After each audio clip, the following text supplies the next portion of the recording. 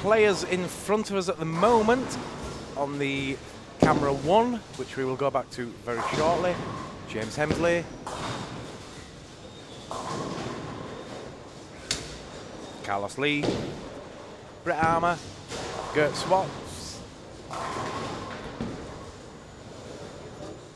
Francis El Grande, Jamie Alder, Kenneth Harper and El Cogorta.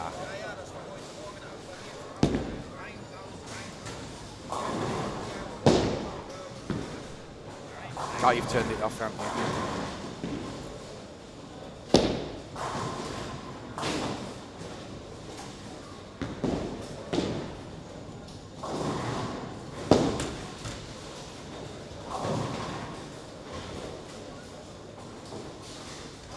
We go again. Hopefully the connection is going to be a little bit better now. The technical whiz Simon and Flavio have been messing about with the computer during the break, and we're hoping that it's going to be a little bit more stable now as we head into the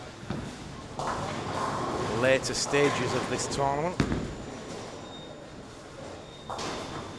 Mexican Carlos Lee opens up with a strike and looking for a double.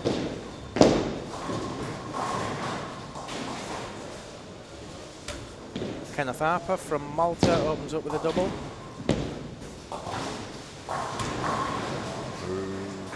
Remco van Dommelen opens up with a double, makes that a turkey.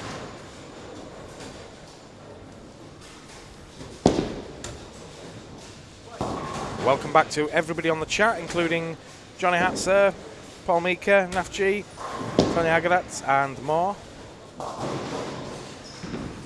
Thanks for staying with us this weekend.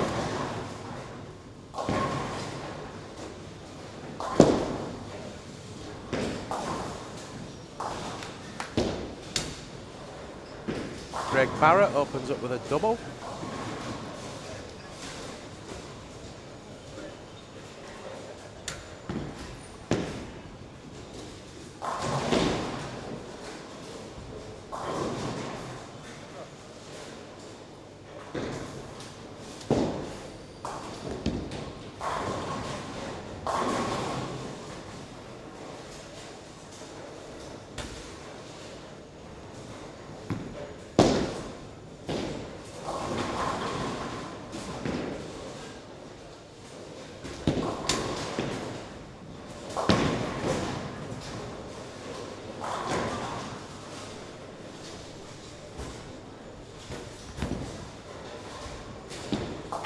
See Frank Selvag in his crazy pants today, wearing the Norwegian crazy ones. Frank bowled a 300 game yesterday. We've had 5 300s now. The latest one today from Maltese international Mauro Anastasi.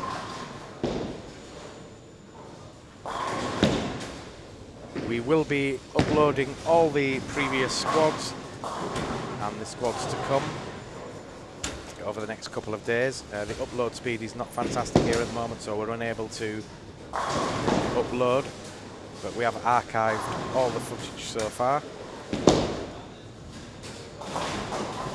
So if you've missed any of the 300s, you'll be able to go back and watch them.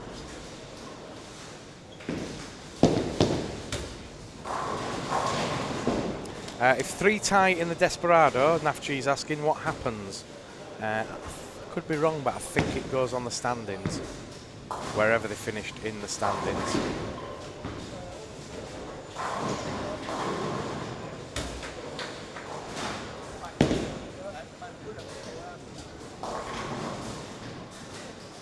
It looks like 4 places up for grabs in the Desperado, so always an exciting turkey shoot.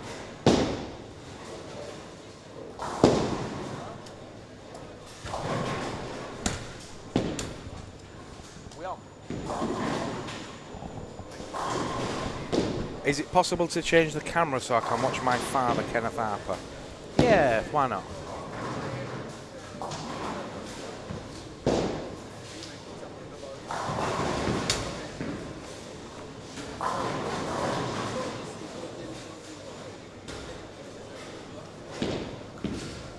Kenneth has started with a double, a 7 split 2 and a strike.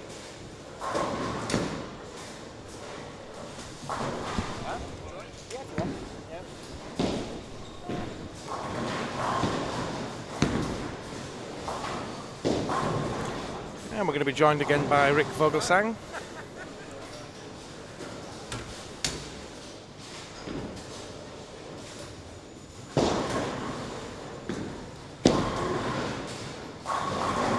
Welcome back, Rick. Yes. Good afternoon. I just had to check. Yeah, we ran a little bit late on this one, but it's to be expected on Saturday. Everything's been running on time. Yeah, everybody's settling in. We have lane 7 and 8. We're just getting a photo from the Dutch. Remco's got the first 5.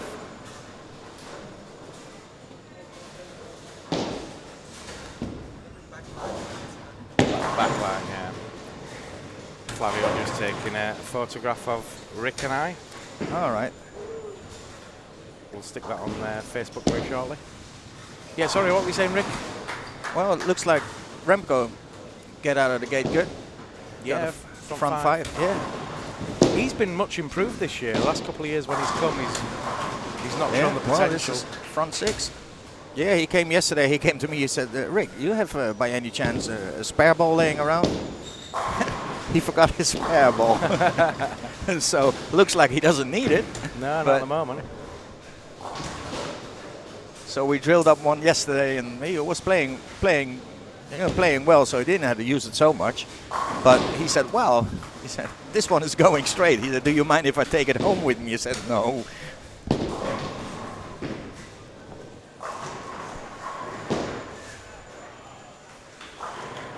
So some good bowling again today, Rick. Morrow finally got a 300. Yes, he was so composed this morning, and we're really happy for him. He was up for it, wasn't he? Yes, everything worked out great for him. Made the right choice, made the right changes. I didn't realise it was his first 300. Or first sanctioned 300. That's what he was saying. Yeah, could be. Well, He's been close so many times. He was running it out, and it was rah, and all the rest of it. And I thought it was just on the number. He was thinking, "Oh, yeah, cool, I need this sort of thing." But well, he said it was his first. He's been together with Justin, one of the better bowlers, let's say, and he always had a problem that he kept, if it went wrong, he kept his, all the he couldn't release, and breathing. And today everything fell in its place. And I was watching him from outside, and you could see, every shot he took his time, did his pre-shot routine, and took a deep breath, and just all the shots were pure. There was no luck involved. It was all beautiful. Yeah. Super 300, super. He plays with passion, doesn't he, really? Yes, he's a passionate guy. We are in the Mediterranean, man. Yeah, true enough, yeah. We play here with a lot of passion. Yeah, I have noticed that. Yeah, you're not frightened to make a little bit of noise when needed. Yes. Kenneth with a double 7-2 Turkey. Good start. Yeah, Kenneth is one of those guys that when it comes to tournaments, he wants to play because he really enjoys competing with other bowlers. So it doesn't matter if he's first, that he doesn't even need to play, but he just wants to compete, and he just loves the sport. Yeah, he's lying third at the minute, and he doesn't need to be on the lanes. No, but he's in the top 8. He just loves to compete with other bowlers, because this is for the Maltese bowlers, the chance to compete with other bowlers, make friends, and make new friends, and it's great. It's just he's a family man, isn't he? So you're not going to see him in many EBTs unless it's he is like Sicily or here or. Well, Sicily, he was.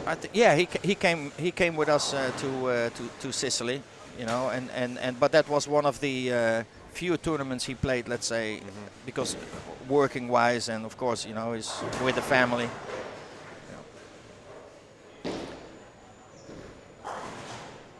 So, well, Remco. Yep, front 7.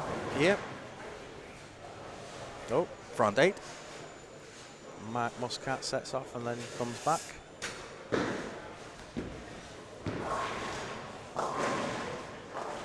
Have you seen James Hemsley bowl then off the wrong foot? Well, you know, there you go again. You know what is good. You know, it's not what we say. Can it just carry that one?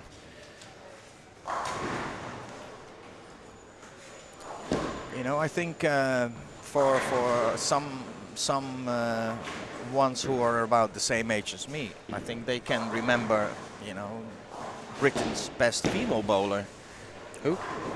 The best female bowler in Oh, Gina Britain. Wardle. Yeah. Yeah, she bowled off the wrong foot. How many times did she won the British Open? Oh, twice, I think. Yeah. European. Then we had medals. I think European champion in Italy, male bowler. I think also bowled on the wrong foot. I didn't know there was another one. If you, as a coach, how would you get him out of that? I was speaking to a couple of the guys, and they've tried to coach it out of him, but he's bum bowling that long that way. You can see his whole approach, his whole body style, how he's playing. I think you can't. It's gonna be almost, I think, impossible.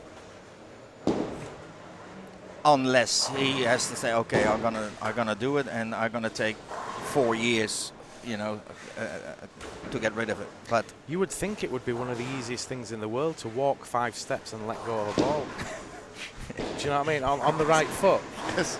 It's like it's bowling 101. Yeah, but you know, if he repeats this shot every day for 200 times, apparently you get good at it. He's done really well in tournaments. Yes. And stuff. Every time I've seen him play, I've thought, is he having a laugh? But it's like, you know, repetition. If you can repeat that shot, you know, well, on the wrong foot or on the right foot.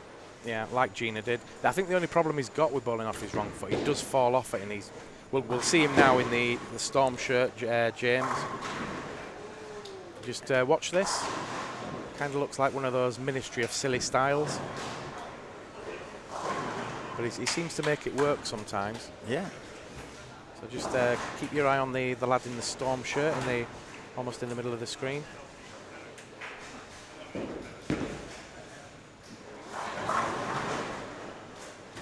Hopefully we'll get Flavio to do a super slow-mo of it at some point. Now the camera's not down at the moment. There you go. Oh.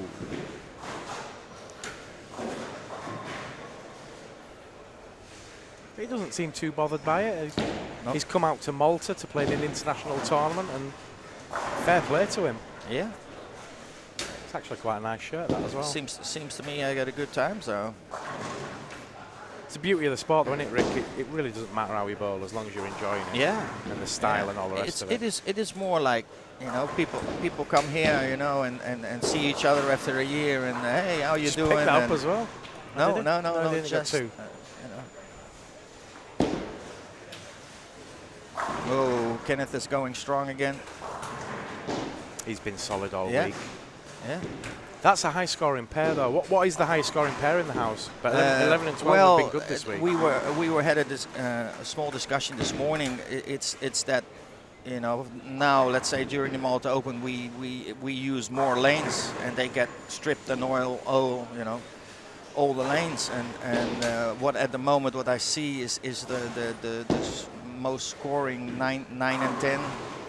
Or high scoring 9 and 10. Mm-hmm. The one that is what we call doesn't give a lot of love is 13, 14. It's the bowlers have a lot of problems carrying the corner pins. And we actually had the 300 on there from Frank Selvag as well, 13, 14. Yeah, but he found something to get that corner pin down, and I think it's for the majority of the bowlers. It's you know, what they call sometimes, you know, a carrying contest. You know, the ones who makes the adjustment to get the corner pins away. You know, I think Maro was struggling a little bit, you know, a few times and couldn't carry. Today he made the right adjustments and carried much better, and there is his 300. confidence is key a lot of the time as well, isn't it? You know, normally in our highest scoring pair is 19-20. Right. You know, and that seems to be the same in a lot of houses. 19 and the lowest 20. scoring was always 11-12 because of where they start with the oiling. But now again, here is Kenneth on 11 and 12. Yeah. You know, he was, I don't know if he was lucky or unlucky in the third frame, but you know. Here he goes. There he goes again. You know, he goes again. Got number. So the family's going to be watching, thinking, "Hey, yes, he's doing all right. Dad's doing well." I think his son yesterday night got a shock when I mentioned him that he was nominated or in one of to be to get the national sports school. So he said, Mark, so I heard you. Devangleen says, "Is it me or has the quality gone lower with the feed?" It may well have gone a touch lower because we've been messing about with settings to make it more stable. But we'll squeeze as much juice out of it as we can. The main thing now is keep the stream stable. We're coming into the finals. We don't want no problems tomorrow, and we want to put on a great show. Well, unfortunately, Remco didn't struck in a 10, but still. Oh, a 9 and 10. 268. Yeah. Good start. So he could well be the leader after the first game. Can't see anything else bigger at this stage. We can't see right down the bottom, so no. But we'll find out at the end of this game. But got some good starting. Well, it starts to get exciting now, doesn't it, Rick? Sorry? It starts to get exciting as players are getting close to the number yes, or and jumping also, and I think that the actually the scoring pace will pick up even a little bit more because you know the ones that now played already say, okay, I don't have a chance and whatever. They're not gonna. You know, they're not going to bowl anymore, so it's the ones that are on the on the critical list from us ago. We're going to play again. So when they start, you know, teaming up and playing a little bit the same line, so that scoring pace will go even a little bit higher. So expecting even a few more 300 games. I think at least another one today, but I think tomorrow will be fun to watch those bowlers fighting it out. For sure, yeah. We've just got Mauro joined us. You want to come on for a bit with Rick? No, it's all right. Because we just mentioning you, so you know everything fell in its place today. It was. We were saying you were like a mess all week, shaking and worrying, and then everything came together this morning and it resulted in a 300. And it was a well-oiled Volkswagen machine. Yeah. His sponsor Volkswagen will be very proud of him. Oh yeah, definitely.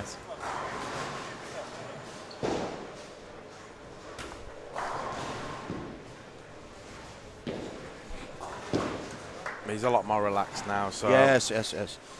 I'm glad he struggled a little bit. He's come into this tournament the last couple of years off the back of big scores and stuff. It's always a good thing as a coach that you know when your players come to you and say, listen, okay, you know I played all right, you know I made some mistake, but I learned a lot. Well, that's good. So if they can carry that forward, what Mauro did this week, you know what he did and the mistakes he made and learned from it and put it all together this morning. Well, he is there. I think he's now 7th place. Yeah. Yeah. Yeah, that's what you do in life, though. You pick yourself up and you work out what you have to do to be where you want to be. And luckily for him, he did it today. Yeah. I guess it's always nice to bowl a 300 in front of your peers at your home centre. Yes. And I don't know what some of these English and foreign players think of the Maltese players, but you guys are no pushovers.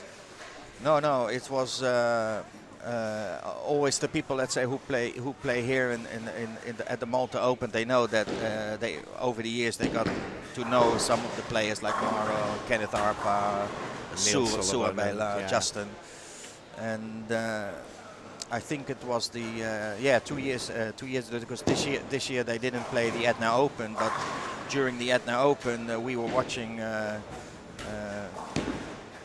the live stream, and during the finals one of the Americans he said, who are those? You know, who are those in the finals? You know, it's Malta. Where is Malta?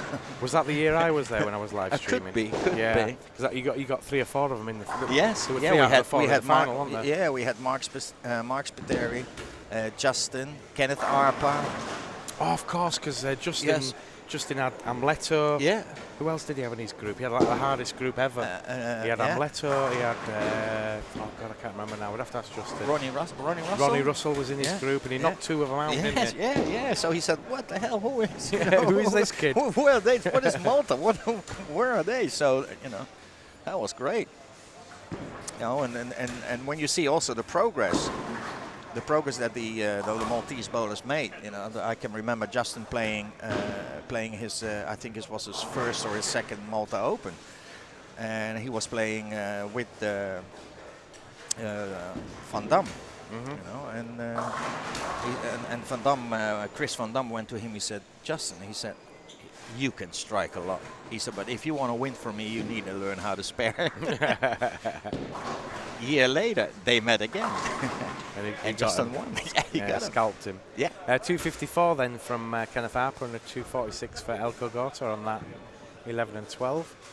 And nothing much else to report on. Carlos Lee going okay. He's running 3 strikes. Damir 231 from Switzerland or Croatia, whatever. Yeah, I think it's Croatia. Yeah. Well, I told him, I said, "Listen, if you play good, I'm going to tell you you're from Switzerland." I said, "If you don't play," I said, "I'm going to tell you you're Croatian." And that's probably Neil that's told him you're from Croatia because it adds another country to the list. Yeah, that's. Well, he asked me when last week when we were in Switzerland training. He said, "Why am I listed as Croatia?" I said, "Listen," I said, "Well, that was on purpose just to put another country in." He said, "Oh, okay." I said, "But if you play good, we will change it to Switzerland." Damir doing okay. Yeah. We're just coming up to the end of this first game. We'll go for a quick commercial break and we'll be back.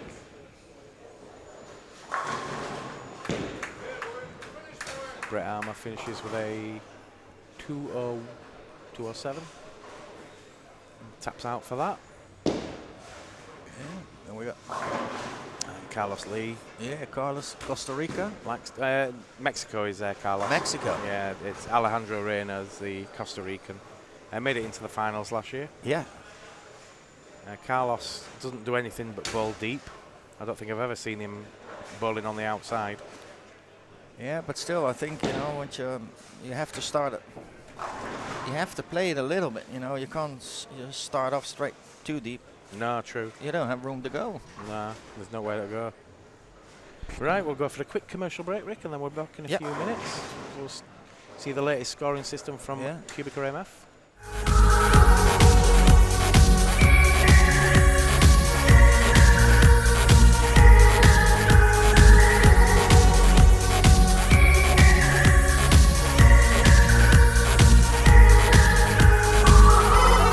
Physics.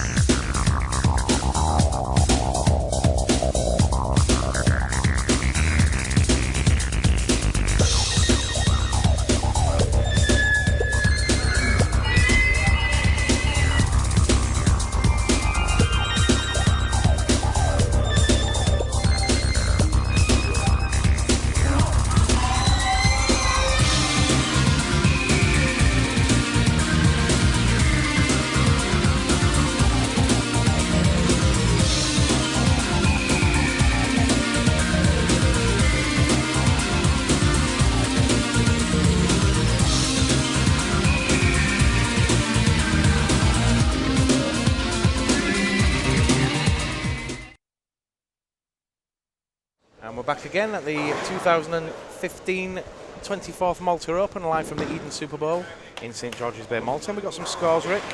268 then we saw from Remco van Gommelen. He leads 1 pin ahead of Matt Forsyth from England, who opens up with a 267. Ben Harvey also from England with a 257, and Kenneth Harper in 4th with 254. Patrick Meeker finally putting the scores in, 247 the first game. Elke Gorta in 6th place with 246. Greta Fosside from Norway with 230 and 238 with ladies bonus.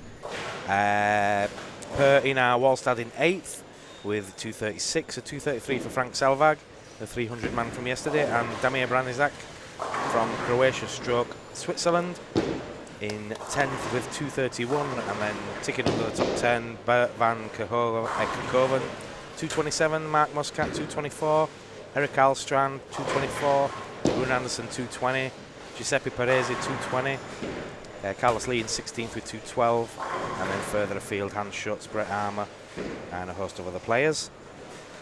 So some pretty decent scores coming in that first game, Rick. Yeah. It looks like the scoring pace is up a bit.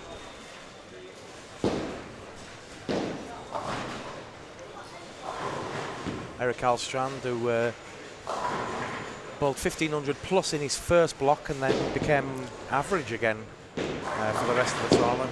Starts up with a double and an 8 this time. Yeah, his first 6 was like a machine. He was flying, yeah. It was a little bit like the Israeli last year. Do you remember the Israeli? What was it called? Shahaf? Shahaf or something like that. Yeah. He came from nowhere. In fact, I think we didn't stream one of the squads last year because it was a late squad, and we came in and looked at the score and, whoa, who's this kid? He's had 1560 or something. Yes. That was outrageous, yeah. The guy from Israel last year? What was the guy from Israel called last year? Shahaf Efrati, that's it. Yeah. I've not seen the Israelis here this year. I thought a few Israelis would. Nobody's come. And the thing is, you know, they got a very good connection. You know, they got a they have a charter Far, flight. is it? Yeah, Half yeah, an hour yeah. flight. Yeah. Yeah. No, it's no, Is it no, about it's, an hour. no, no, it must be 2 and 2 a hours, half, yeah, 2 and a half, something like that. Oh, I'm but thinking of Cyprus. They're very close. but to they have, Cyprus.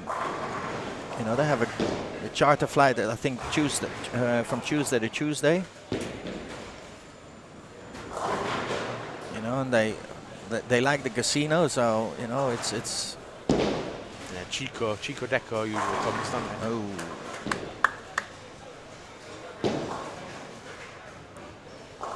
Strike, 9 miss, double for Kenneth. Yeah. Mark Muscat with a double and a 9 spare. You know, and it's also what you see. It just you know, like yesterday. You know what ball to use. You know, and it's if you look at it, you see, you know, everything from urethane to like Kenneth is throwing the motive jackal. There's a You know, definite mix and of that's equipment. yes, yeah. and that's you know, I think at the moment one of the most hooking ball, let's say, that's out there. We did have somebody asking yesterday which was the most popular ball and couldn't really answer it. I've seen a lot of IQ Tour pearls, but Yeah, but sometimes can also be the Brunswick because yeah. the same color. True, yeah. Yeah.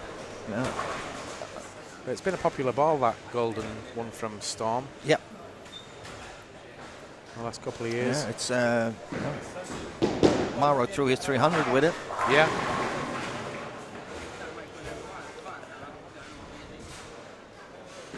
And I think just a month ago they all took him out of the locker. Justin has one, and a few other players have one. You know, and they couldn't play with it, but it was time to. And there he goes. Oh, looks good. Ooh. Through the face. Yeah. Staying on the question of bowling balls and stuff, as a coach now, are you kind of, as the coaching changed, where you need to be very clued up on the equipment out there? You have to stay up to date with all the latest balls that are coming out and What they do. and as a small little island here, I always find that nowadays is that the new ball is coming out. Let's say in July they're gonna release something. Unfortunately, then already it's on the list, and some of the staff players they can already use it. Yeah. And then for the normal, let's say, tournament bowlers, they can't get their hands on until it gets released to the public, and that I think has to change. It has to be. It is giving the pros an unfair yes, advantage. yeah, isn't yeah, it? and I mentioned it once officially, and they said they will look into it, but. It's not all, because it's not all the time. But you have, like, when the zero gravity came out. If you didn't have a zero gravity in your bag, you were 20 pins behind already before you start. Yeah. And same happened with the Storm Crooks. Is that kind of just a corporate thing? It happens to be in bowling, but it would be in anything that the companies want to sell that product, so they need to get it in the hands of somebody that's going to advertise it for them before it's released. But and then people buy, oh, look at this ball, look what he does with it. Yeah, but then it still gives you, an advantage. Yeah. Yeah, in some cases. And of all the balls you've seen over the last few years, which has been the one that's kind of been the killer ball for a lot of players? For a lot of play, it's all depends on style. I see overall I think Storm has the upper hand at the moment with the line that they have. Crooks, I still like zero gravity. I think it's a very good ball. Ebonite, if you're gonna make a line, you're supposed to have at least a game breaker 2 in the back. I think it's a very good ball. It's a benchmark ball.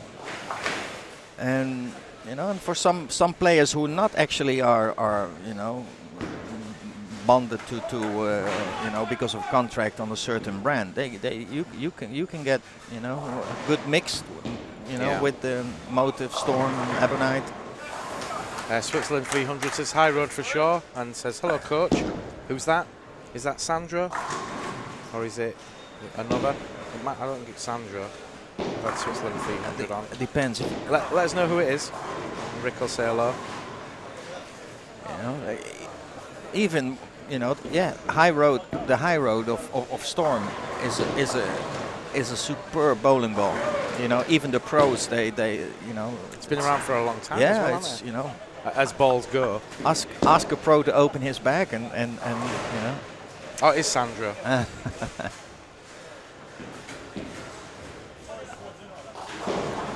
He's watching from his 52-inch TV, or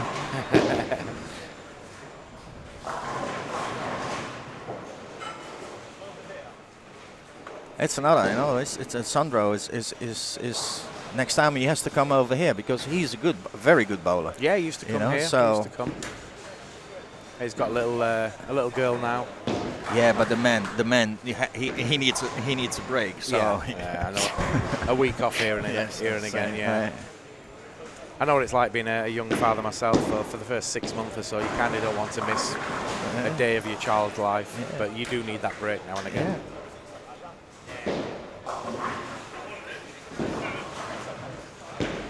There's been quite an impressive setup this year with the live streaming, hasn't it? It's been well received, and we've had a few problems with the technical issues, but it's looking good. Yeah, but it's not from this end. I explained this morning to Flavio as well. Is that I don't know what they're doing, if they're upgrading something and with the internet, because even this morning at the house, the internet was going on and off and on and off. Right. So something on the island somewhere. Yeah. Well, hopefully Sunday's going to be okay for us. We do need a fast internet to give a clear stream. We're always trying to improve the live stream. I do want to do 3D at one point. There's enough people now with 3D TVs to give it a try at least. Yeah. I'm not sure how it's done or anything, but we'll look into that.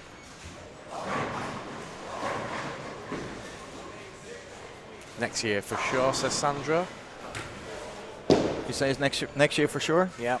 Well, everybody's got to come next year. It's the 25th anniversary. Yeah. I don't think if we can't get 150, 160. Well, maybe it's a good idea to, you know, next time we meet, Sandro, next time we meet, we will maybe put it on the calendar.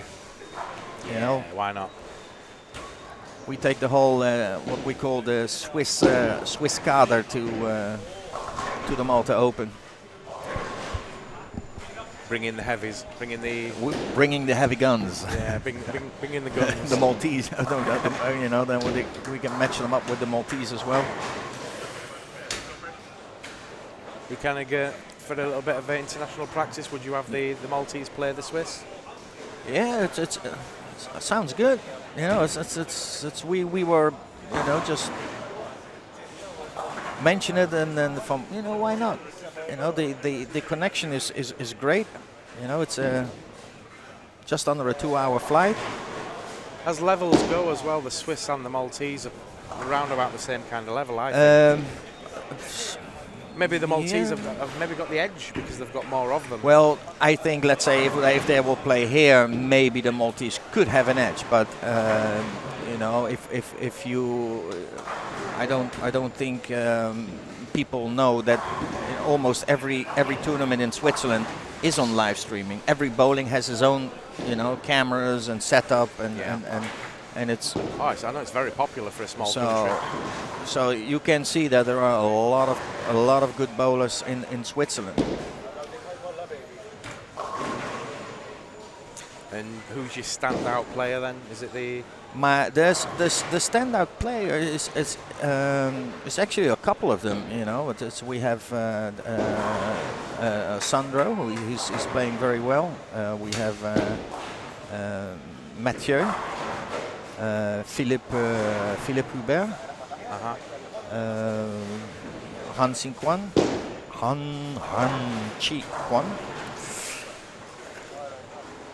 So you got a few then. Yeah, we got a few. Yeah, I think the base in Switzerland, because there are more bowlers, it's you know, we have more to choose from than in Malta. When it comes to the, let's say, to the top bowlers, I think it's fairly matched. You know, the men. Yeah. I think technical-wise and about, you know, ball choice and I think that Switzerland has the little edge. You know, I don't have to say nothing to, for example, to not because he's now listening. Well, that's what he says. Thinking good about what you say about Swiss bowlers. You got to keep that gig. Don't go to. Well, I think Malta. Oh, you have to be Swiss, like you have to be Swiss. You know, you have to be neutral. Well, yeah, of course, yeah. Afternoon campers, hi, says Selwyn in the UK. Welcome back, Selwyn. We're just coming up to the end of the second game. Remco van Dommelen from the Netherlands leading after the first game, 268, followed by Matt Forsyth from England with 267 and Ben Harvey with 257.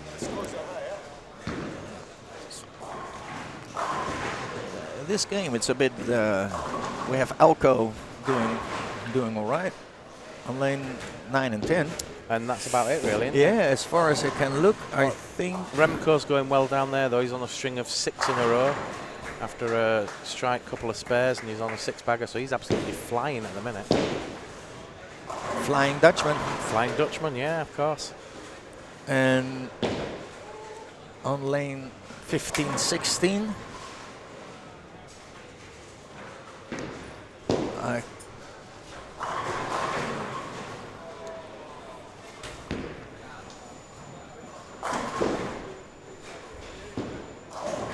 Is that our was that our Croatian Swiss player, Damir?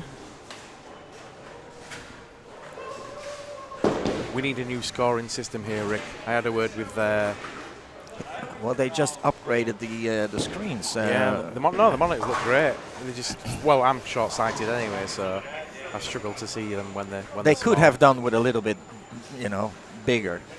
you know, maybe Sandro can send Neil the link where he bought his TV from his monitor. Have they got big ones? 52.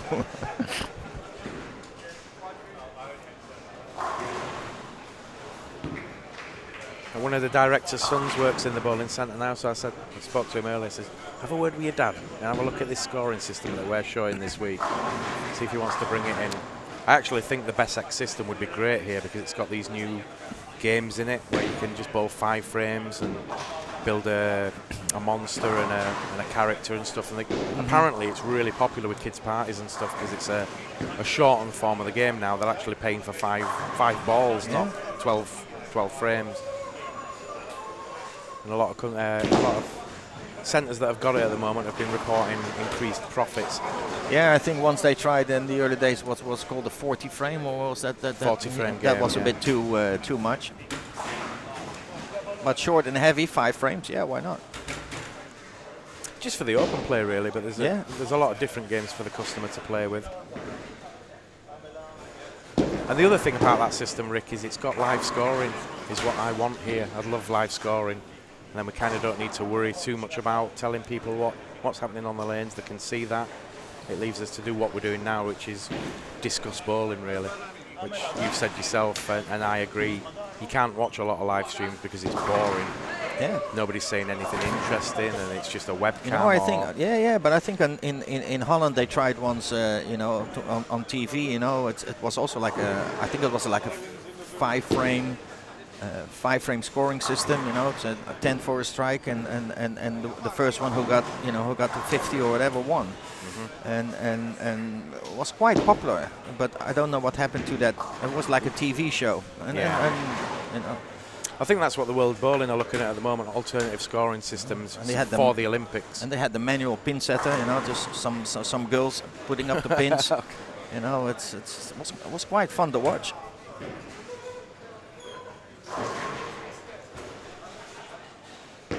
The internet connection's off on that computer now. Because it's 3 computers have been affecting the speed, I think, so we've turned one down or moved it off.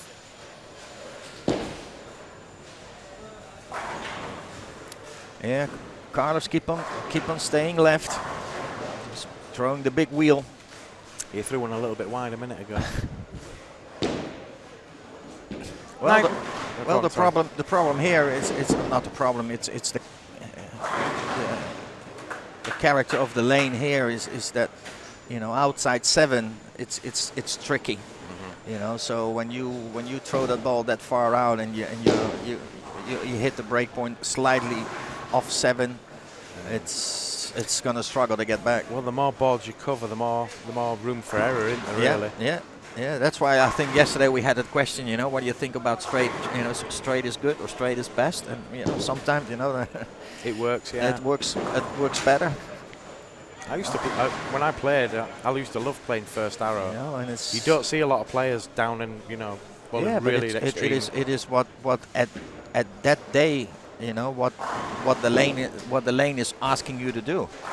You know, you playing the lane. You know, you cannot dictate from, okay, I'm gonna do this ball, this line, this. You know, it's the lane actually plays you, don't it? Really? Yeah. You kind of got to find what's going to work on that lane, and the traffic around you as well. Yes, I think that's what's great about the pros is they totally understand everything about the lane, and they're looking at each other where everybody else is playing, and they can turn an unscoring lane into a high-scoring lane. Yeah, but also just by ganging up. But people also mustn't forget that the let's say the quality of the majority of players who play in the Malta Open became better and better and better. So even now, a couple of years ago, you know, we had, you know, beginners bowlers playing left, right, and all over the place, and that really influenced the scoring pace. Yeah, if they put the blue oil down, it would look a mess pretty quickly. Alex Christophe on the bubble now, just about. So 226, yeah. I told you, round about, yeah. You did well to come in, Mauro, and play that extra one. You'd have been sweating if you'd have stayed where you were. Yes, like a fish on the dry. Yeah. with another squad to go, you'd be like, oh. glued to the live stream at home. Here we go, got some internet connections again. Is Simon still here? We'll knock it off and put it back on again. No, it's off. It's off. Yes, of course.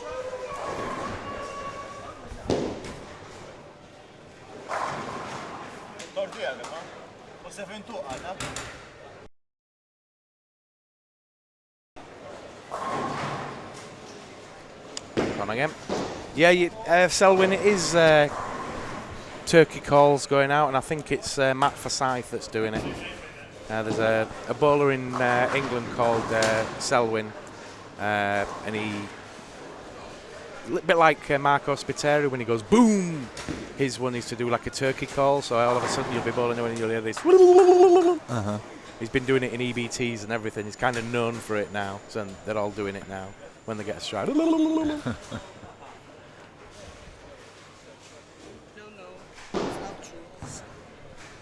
230, no, 249 for Elko if he strikes.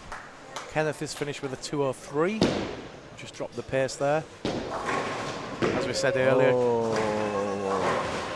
There goes another And there one. goes the turkey call again. I think half of Malta's going to be doing it. You're not even here, Selwyn, now, and look what you've started. Yeah. Well, it's good. Well, Wilke Schoenbach from yesterday. It's hanging here in Holland now. Good afternoon, everybody, by the way. Yeah, it's up and down is the internet. It's okay at the moment. We do apologise if it drops in and out. Hughes Drummer says, well done to Craig Barrett, keep it up. But it isn't the equipment. It has to do with the maintenance they're doing at the internet at the moment. He's just gone again as well.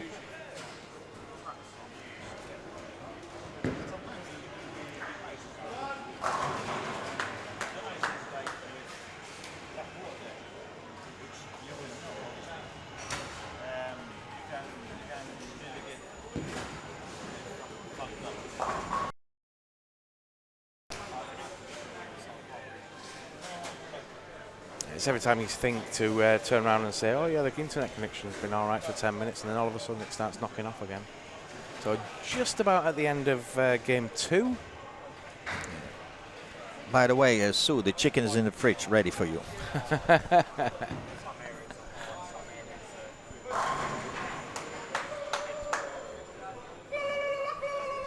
Well, they're all coming in now.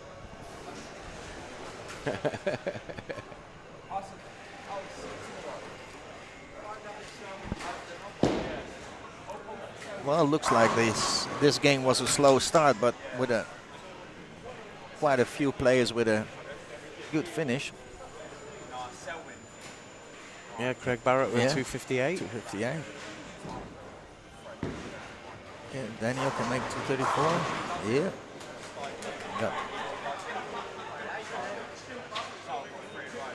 Got his 5th strike, so.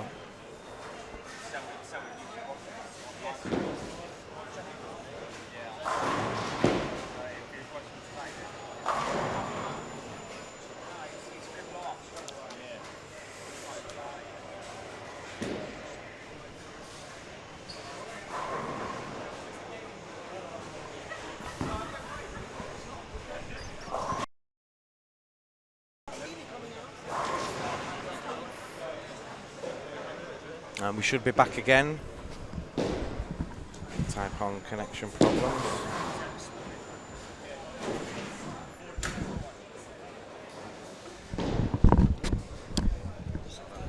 Wrong one I turned down. There we go, that's better.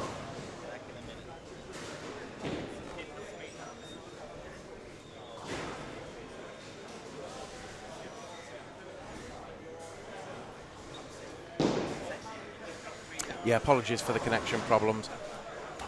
Careful on there, because it makes that wobble. Camera.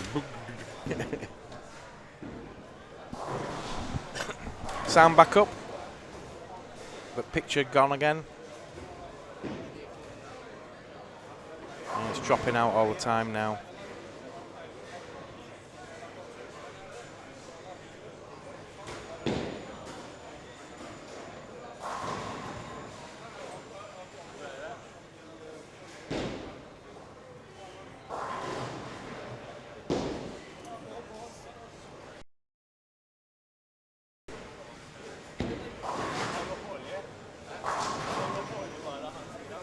should be back again. And see how long it lasts. It's annoying because we get a good hour out of it where it's working fine, and then all of a sudden it starts messing about. Can only profusely apologise for the problems that we're having, but we've got some scores. 268, 268, 536, 268 average, unsurprisingly, for Remco van Dommelen. And in second place now, flying at last, is Patrick Mika. 247, 248, 495 from the defending champion. At last, he's turned the corner. Hopefully, he can continue this run of strikes and lay the pressure off himself. In third place, Elko Gorta, getting a little bit dizzy at the top there with 246, 249.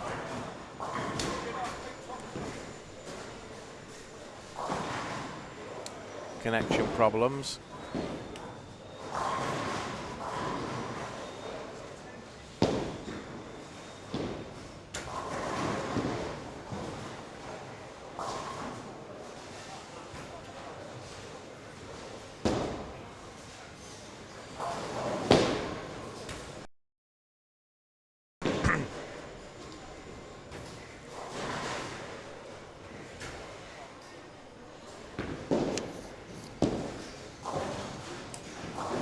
Sorry about this, folks. I'm not sure why the connection's so iffy. Rick seems to think that some work must be getting done in Malta, but it's been like that for the last 2 or 3 days, so hopefully it's not going to be for much longer. And we're joined now by Mauro Anastasi. Welcome, Mauro. Hi. Hi, everyone.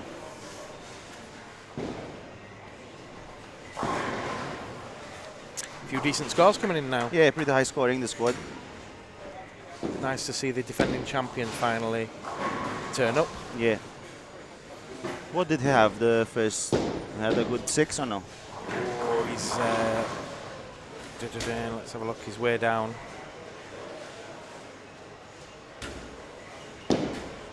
Yeah, there you go.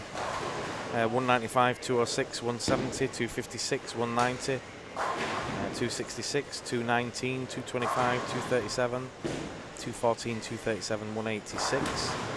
The first set should be slightly... Is it the first set that he drops? You can choose whichever from those. Right. Looks like he'd be dropping the second set.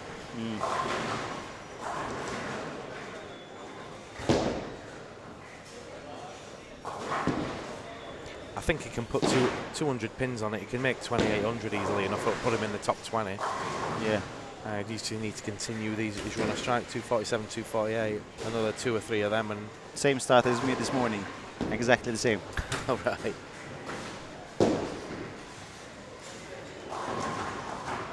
Remco's playing really pretty smooth. Yeah, Remco's last couple of years he's not played particularly well. I spoke to him yesterday. He was not training at all. He's playing maybe once a week, a week. Is it possible to watch Patrick Mika and Remco van Dommelen? Are they down the other side of the house? Can we have a look? Oh, there you go, Patrick just stepping up now.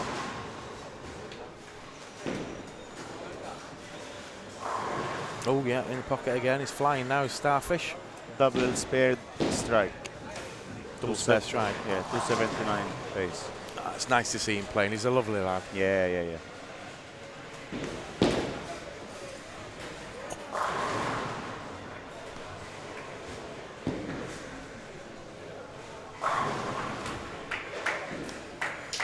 How many players from Holland this time?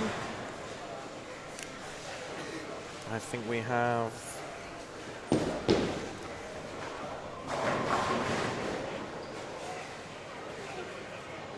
Oh no, that's an earlier squad. I had a squad list somewhere, it's disappeared.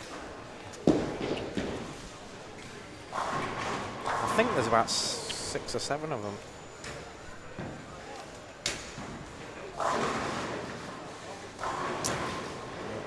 No. I did have a squad list, but it's disappeared. But check. About 6 or 7. There's Remco, Patrick, Elko.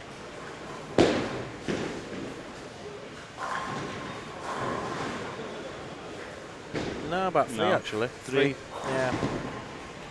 And the 3 are at the top. Yes. Remco, Patrick, and then Elko.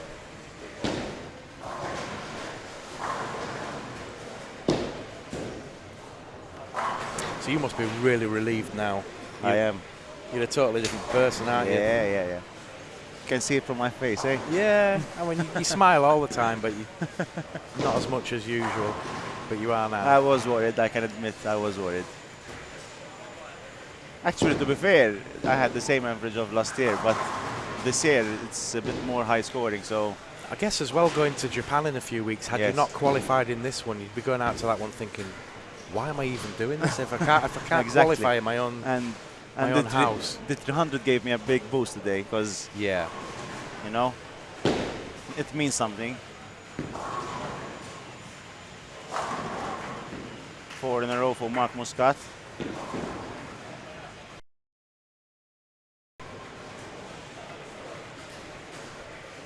And we should be back again. Sorry for the connection at the moment. It seemed to be having a little bit of a dippy. It was okay for a while and it's just dropping in and out every so often. But like I said earlier, as long as that happens today and not tomorrow, I'll be quite happy. We want a nice stable stream for the whole of tomorrow. Hope you've enjoyed this week so far. It's been a pleasure bringing it to you. We've tried a few different things with a green screen and slow-mo and stuff, and I think we've put on a half-decent show. There's always room for improvement, of course. But thanks to everybody that's made this possible this week, of course, QubicaAMF, Dutch Bowling TV, Bowling Digital, World Bowling, and of course Eden Super Bowl. Thanks to everybody at Eden for inviting us over yet again. As Mauro said, Mark Muscat on the front 4. Patrick on lane 16. Double spread double. He's Hoping up again. And another and strike. he gets it.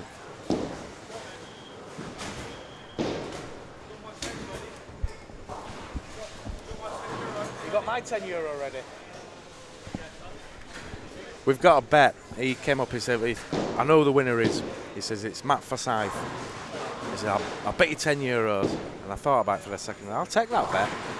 I mean, my odds are fantastic. I've got the rest of the field against one at the moment, so it doesn't matter who wins it for me. I get €10. But he is bowling really well, is Matt, to be fair. But he's still got to go past Ramon as far as I'm concerned. I think he's the hot favourite this week. No disrespect to you sat there, Mauro. I'm sure you want to win it like everybody else. But you can't. He's a strike machine, you know. Yeah. It's like every shot he does is like repetition. He's the Iceman, isn't he? And he should be, you know. That's what he does every day. Yeah. 40 hours a week. So they're actually it's on a the full-time. lanes. Yeah. More than mine. A full-time job on the lanes, and then he's got another 30 studying. Exactly. So he's working 60, 70, 80 hours a week. Oh, man, bloody connection.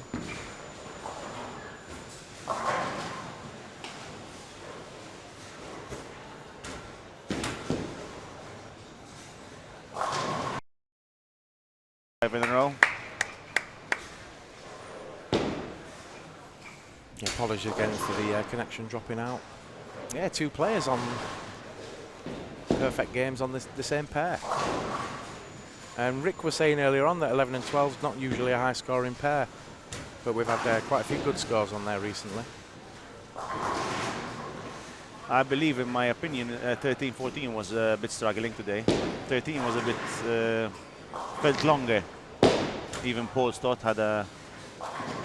Yeah, Rick was saying trouble picking out the corner pins on 13 and 14. yes. Oh, man, this is annoying me now. Come on, what's up with you?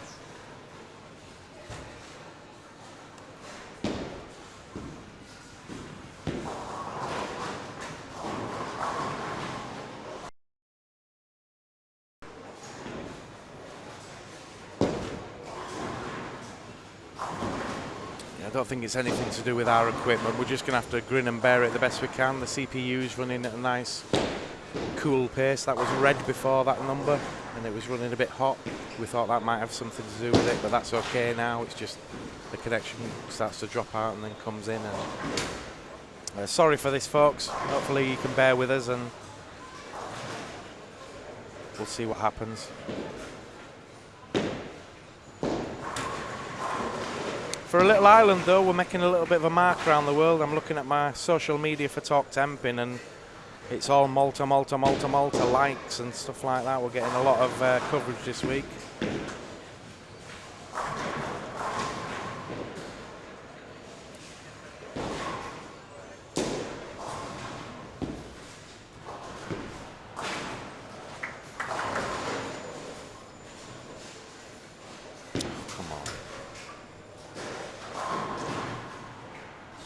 Tempted to switch it off and start it up again.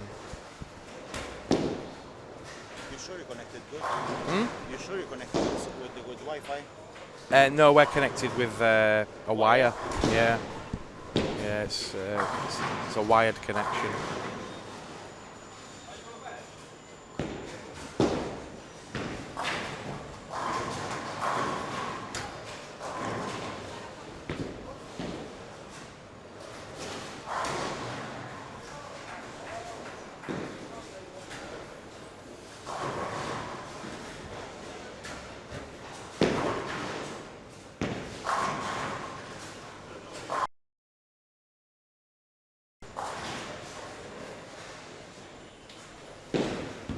And we should be back again at the 2015 Malta Open, live from the Eden Super Bowl in St George's Bay. I'm with the 300 man from today, Mauro Anastasi.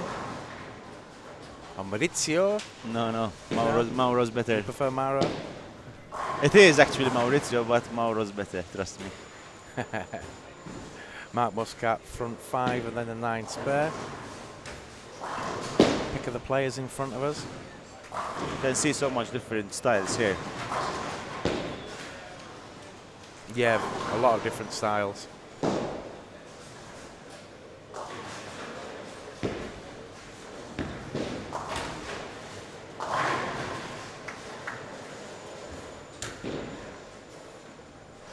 Current leader over 12 is Ramon Hilferink, who we were discussing a moment ago, 29.90. In second place, Annie Thorell with 29.54, and in third place, Kenneth Harper with 29.17.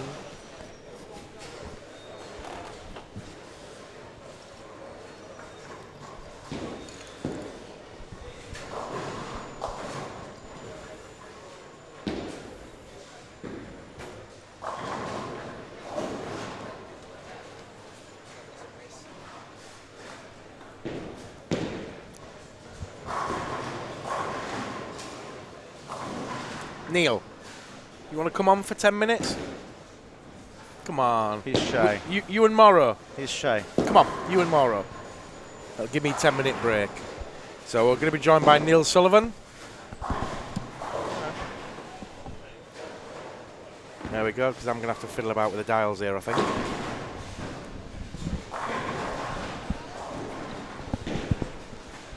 How are you, Neil? All right, everything okay? Playing? Well done for the 300, bro, eh? Thanks. Joined the club, eh? I joined the club at last. Yep.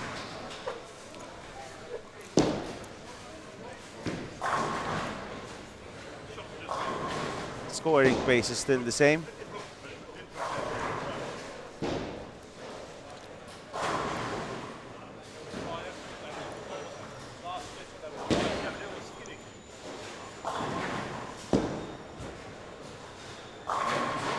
Ooh. Nice shot by Alejandro, eh? Struggling this week, but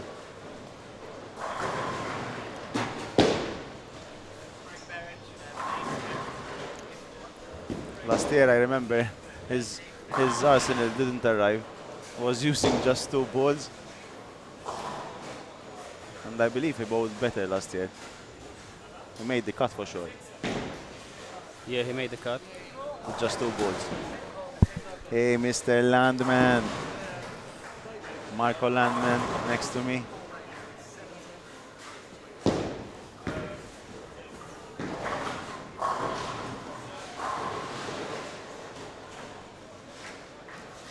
Marco at the moment with 229 average, 27.50, racing 21st. I believe that will be more than enough.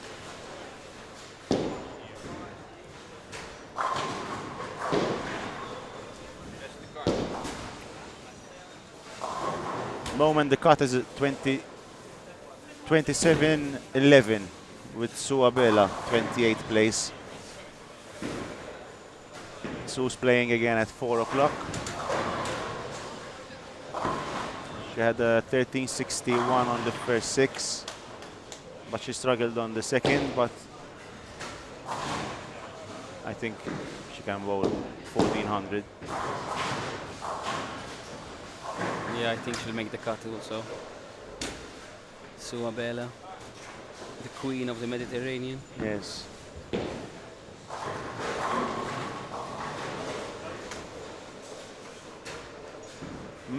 Matt is had the first 6, 14.20, very good as well. So at the moment he's good finish 720. So on first 3, so that's a pretty good pace. Good start.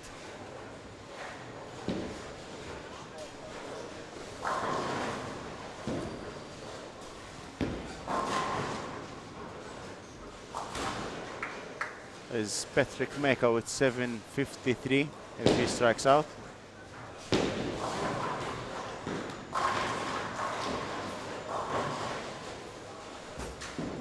Finished with 7.50, 250 average. Much better than what he started with for sure.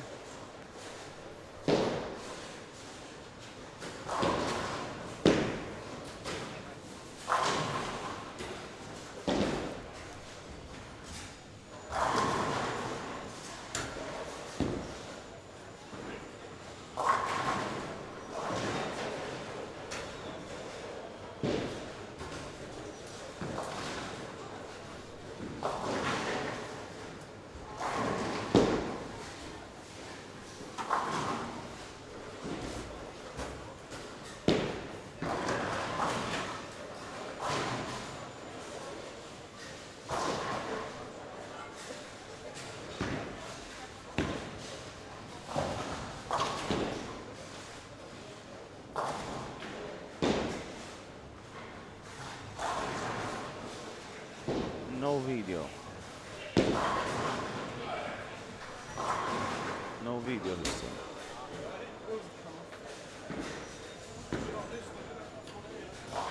Connection is very poor here at the moment.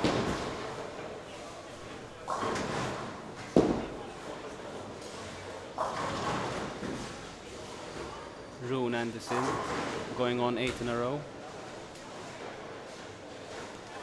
With the first open, but Still good. yeah, still good. Does he do it? No, tempting.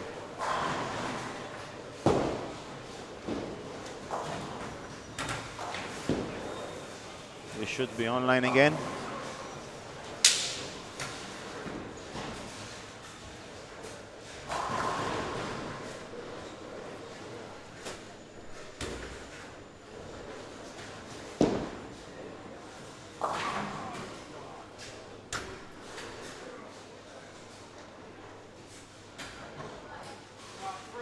Okay, I'm gonna pass you through Marco. Bye, guys.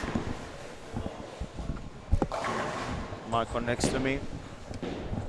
Hi, Michael. Hello, Mauro.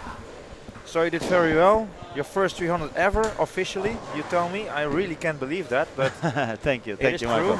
Now I have to believe it. Now you're okay. I'm having a break. Yeah, I I'll- see people get some trouble with the video. I saw, of course, we got a connection trouble here, so we did a restart. Now it works fine for our position, so the connection seems good. So Mauro, 300 and you're on place, I think, high qualifier now? I'm 7th at the moment. 7th. So that means you're in 7 to the final stage 2. final stage 2. I think it will be enough. Normally it will be enough, but I think it depends this squad, because this squad, very good Can players. change a bit the table. Yes. 842. So you're 442 over, while the top 12 cut now is 27.99.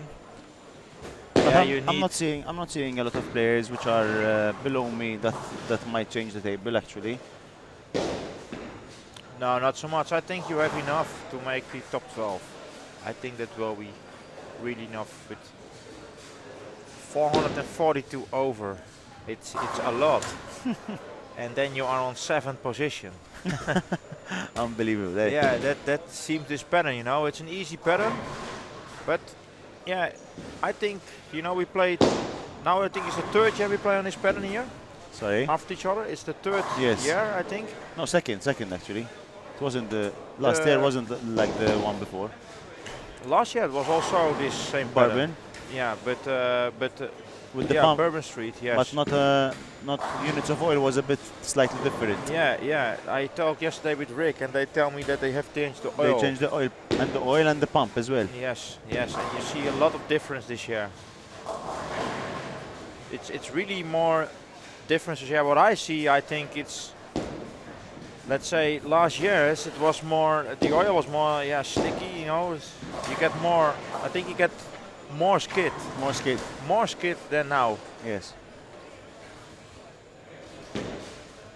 You know, in the morning I tell you, I had to bring one other ball with me, but every year, of course, if you play not so as you think you can do, you know exactly which ball you miss, but Exactly. whatever I didn't this year. I need to choose that I don't. You can't get them all, bring, you know. No, a lower IG ball. I need one lower IG ball that was much better for me in this case.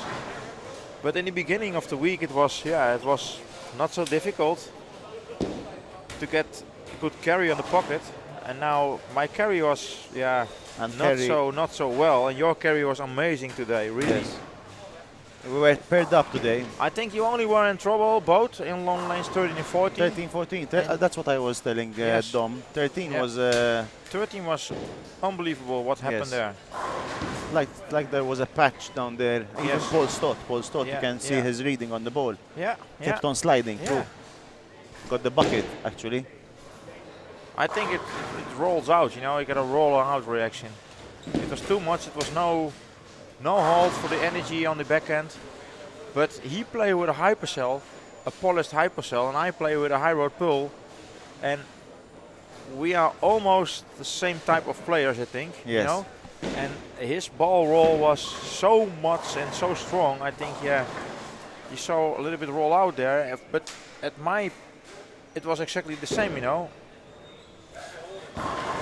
But the only thing nobody did was to try a duller surface there On 13. on 13 I moved in the last frame actually. Yeah, and you have more speed, you know, and that was the difference. You can speed up there and move a little bit inside. And I Yes. think you picked your break there a little bit earlier than later, you know, a little bit, your break a little bit more farther to you. You know what I Yes. mean?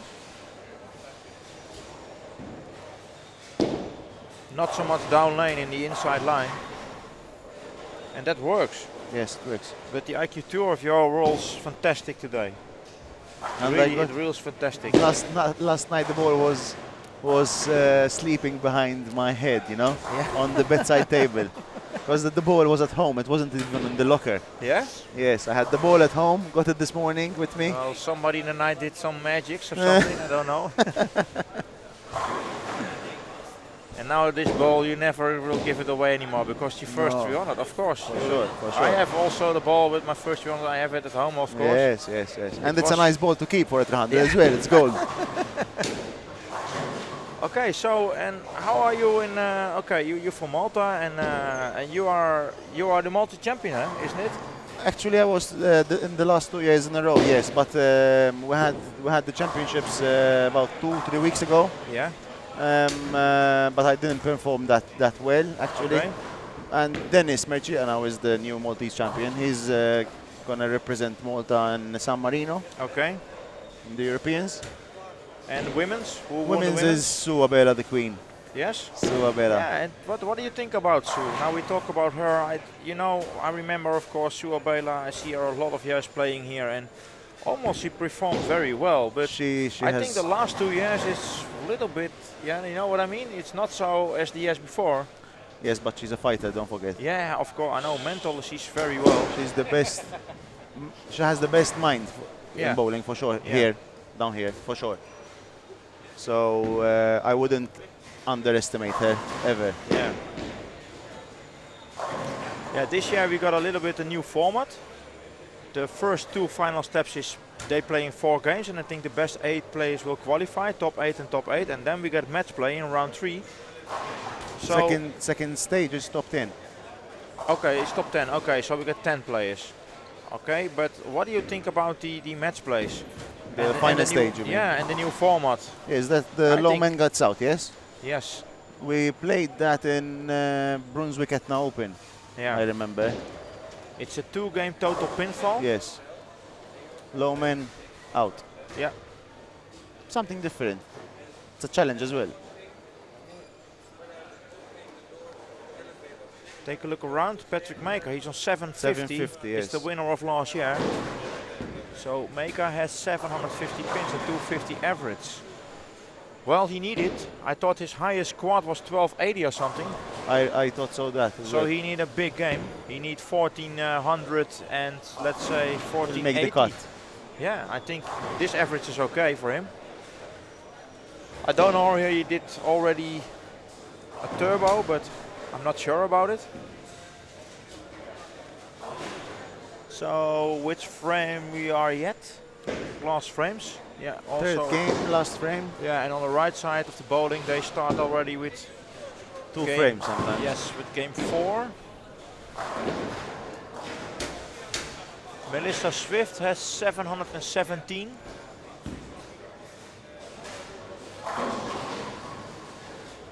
Take a look what the other players got, or there are more 700s. In our position here, nobody I see. There's Ben Harvey with 709 with a strike. Okay.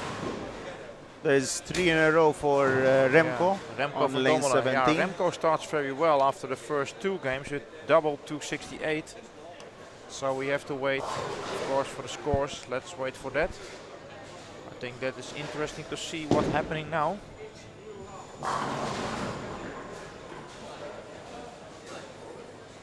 Well, we have a question until what date this tournament will take. Well, we have today, it's the last squads. You have this squad and another squad, and then it followed up by a Desperado squad. And in the Desperado, top 4 players will qualify also for final step 1 tomorrow morning, and we have 4 turbos. They qualify also for tomorrow morning. I think the cutoff for the turbo at this moment is 277 or something like that, so that's very high. So you have to throw at least 11 strikes Yes. to reach any spot in the turbo. But tomorrow it's only the finals day, and we start from 9 o'clock with 24 players. They play 4 games, and everybody starts on 0, so anything can happen. So even if you qualify, let's say the lowest, that means qualified Desperado number 4, could also win the tournament. Yeah, sure. Everyone is from 0. So Yes.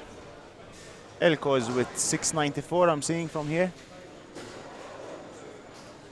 Elko, yeah, 694. Yeah, I talked with Elko also, of course, and he said, yeah, I need really a big squad. High scoring. But 694, that's okay to start. Same counts for Patrick Maker. He's doing very well. And Remco van Dommelen tell me that he will throw this squad sky high, but well, if we can see in the first 2 games, that seems perfect with a double 268. So now we're waiting for the scores after game 3. And I think they have the scores now.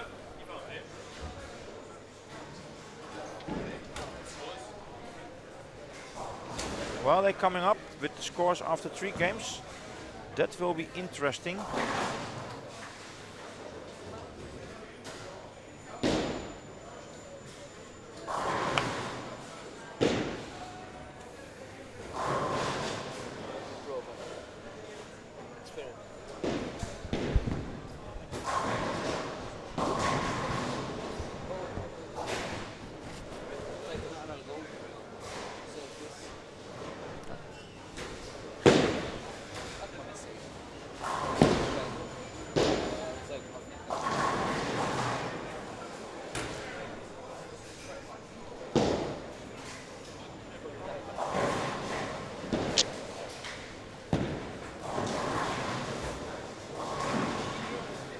Okay, there we got the scores.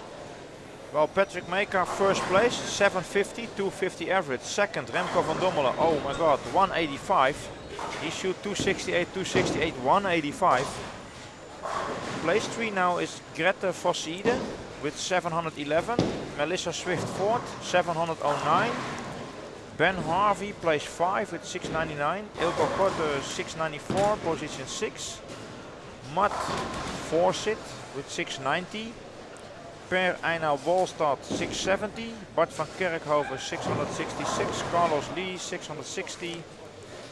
Biggie Manigo 653. Mark Muscat 651. Frank Selvak 649. Erik Alstrand 641.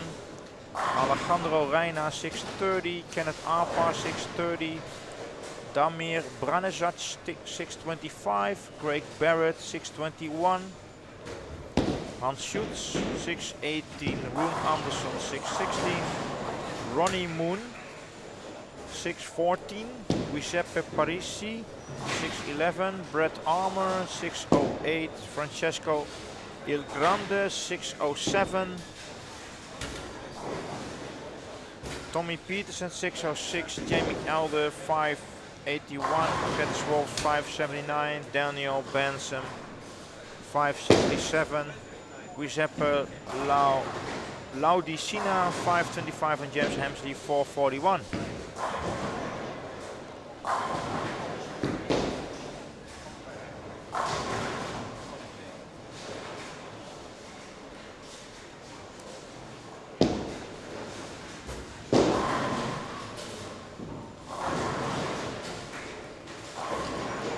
Ben Harvey starts with front 4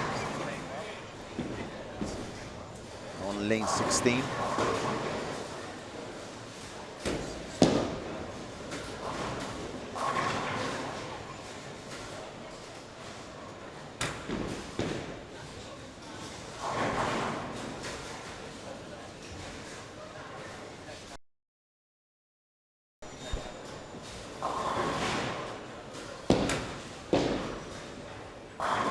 Double split for Patrick Maker.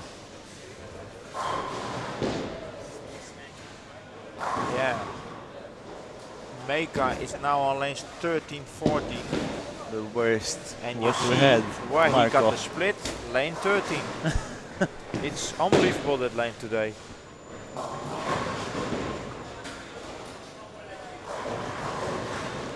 And it's the right side. Left-handed bowlers.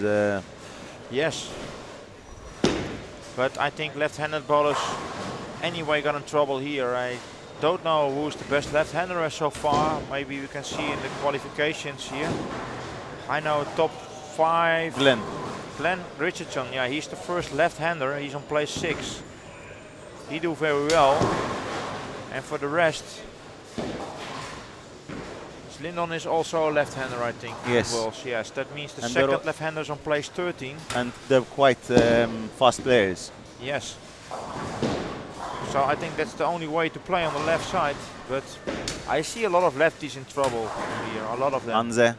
on the left-handers. Yes.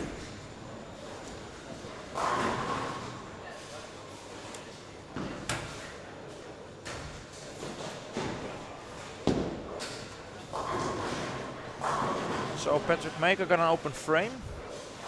We see Ben Harvey you have as well on Ben Harvey lane 15. front Going 4. for a 5th strike. Yeah. And Per Eina Walstad has front 3.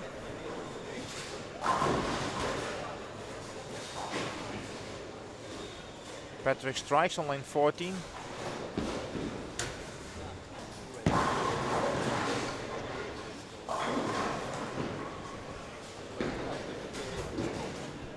Yes, I did a restart again. So if you're watching us here on Ustream, no problem. Sometimes we have to stop the stream and wait, let's say 20 seconds, then start up again to get the connection again. Don't know why and what's happening, but we have not a stable connection here. Ben Harvey got the strike, Marco. Yeah, okay, Ben Harvey got front 5 now. So be patient. The only thing you have to do is please stay online and stay live. The connection will come back automatically on your screen. So no trouble. Just stay on this channel and you can watch live stream for the rest of the day. While we take a look around to the other side, Kenneth Alpar is on a 290 pace at this moment. Matt Forsyth also.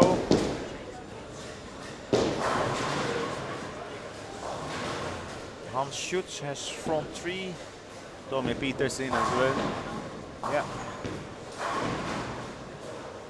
Well, let's take a look to Patrick Maker now, lane 13. He got now a 7 pin.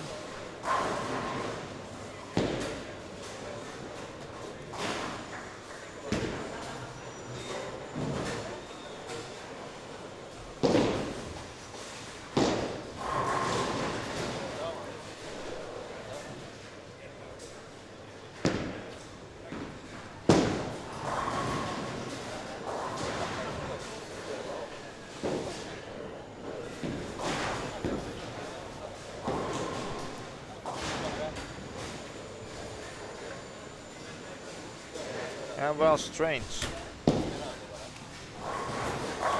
Because I have to talk with Remco van Dommelen. What happened there? 268, 268, 185. It's really a lot lower.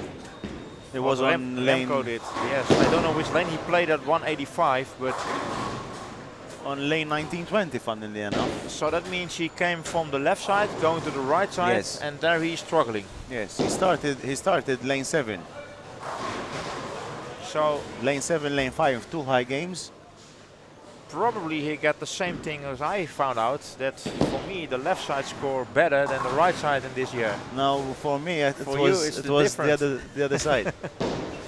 Moving right was better. Yes, and I remember all the last years, they say, yeah, when you're moving more right side to the bowling, you will score higher, higher, higher, and for me, not work this year.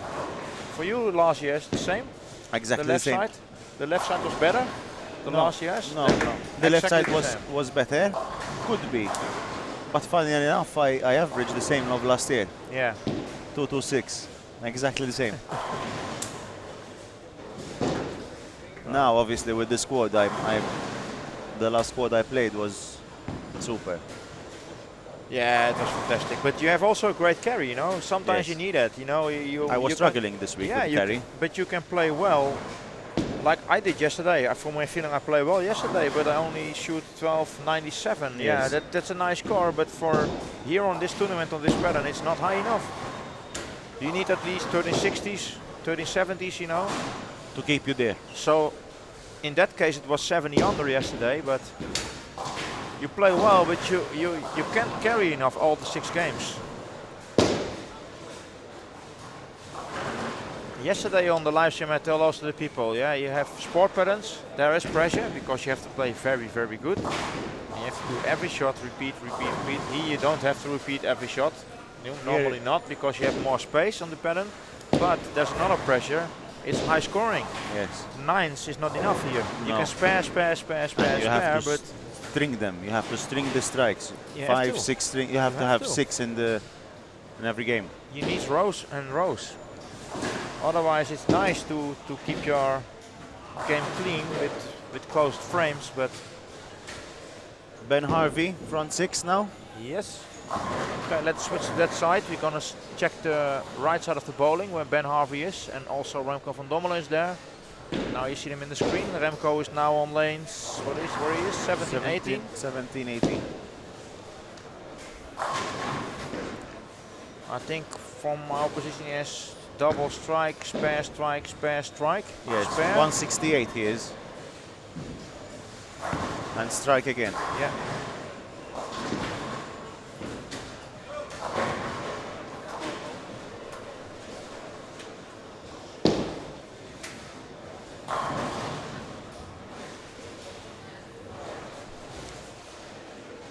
So Patrick Maker got a double on 13-14. Oh, seventh. Yes, Lucky. 8 pin. no matter. 7 in a row. Yes. That's what you want every game.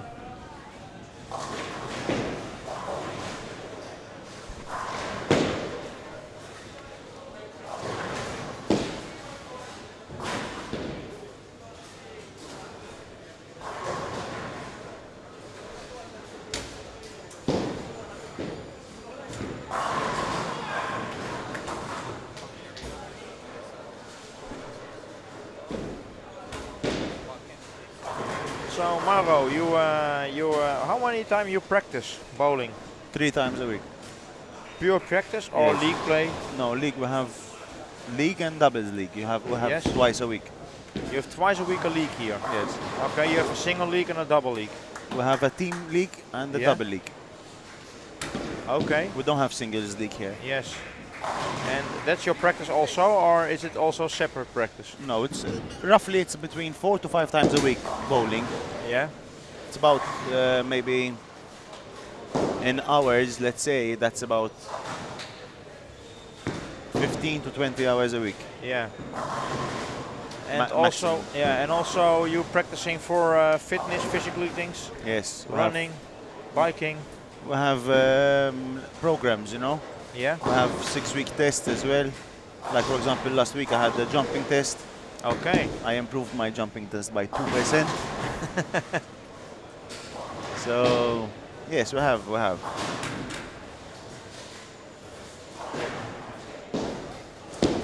Fitness is the main factor It is. It is. in every sport, not just. It is.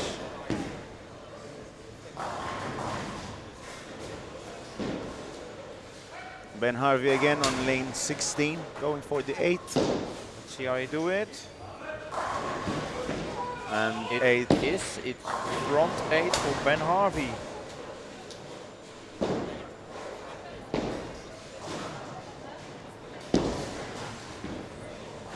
Two weeks time Tokyo. Michael, I'm going with Sue for the World Open. you going to Tokyo? Yes. So they invited also from people from Malta. That's nice to hear because I think they sent the invitation to every country. 72 countries. Yes, I know. That's a lot. Yes, a lot. For Holland playing Alex de Vries, men's, and women Lisanne Breeschoten. They play for Holland. They sent the invitation also to the Dutch Bowling Federation, and they choose to send them out based on what they did on the last World Championships in Vegas. You know, they were the best players of Holland. Alex at the men's section and Lisanne at the women's section. So I think it's the right choice so far. Let's say I can live with the choice. You know, when we see Ramon now, but it's now. You know, it's very good what his performance was, because this year he performance the first time ever in the Dutch national team of men's. You know, he was in the youth the teams. European. Yeah, but in the European, and his first squad was in the singles, and directly he won bronze. Yes. Well, I think that's a dream, you know, when you play in the first time in the Dutch national team or in a national team, whatever what national team any it is. national Yeah, team. and you win a medal. That's amazing. Actually, we had the Mediterranean Championships Yes. about a month and a half Yeah. ago, and we And got. who are playing in the Mediterranean Championship? Which countries are there? There was Israel, Cyprus, Greece, Slovenia, France, Italy. Yeah. There's about 16 countries actually. So that's a lot. Gibraltar, Spain, And where did they do the event? at Greece, In Greece. Okay. Crete actually, but And they you say Greece. play also with Team Malta there? Yes, I was with Mark Spiteri, Sue Abela and Tiziana Caranante. Yes. We got a gold for a team event, Yeah. and we broke a record as well. The record. Yes, 963. Wow. Four men team. Wow. We got a bronze for doubles men. Yeah. Sue got gold for all events, Yeah. and Mark got a silver for overall. So a lot of medals. Yes. Great. Ben Harvey. Yeah, front 9. So I think we can prepare for probably 300 number 6 on this tournament. And same laneside bowled the 300 And the as well. same, yeah.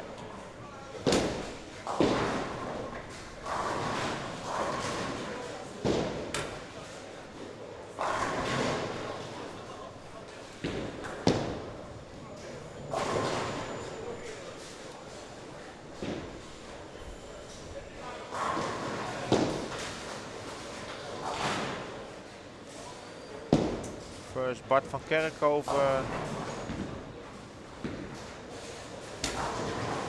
is in his 10th frame, and then we get Ben Harvey on lane 16.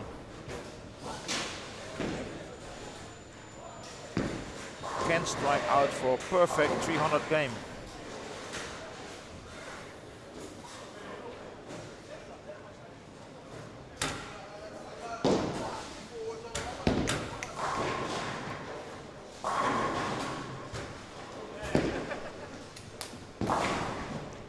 Hans Schutz was on front 6, but now he got a 9, so no 300 for him.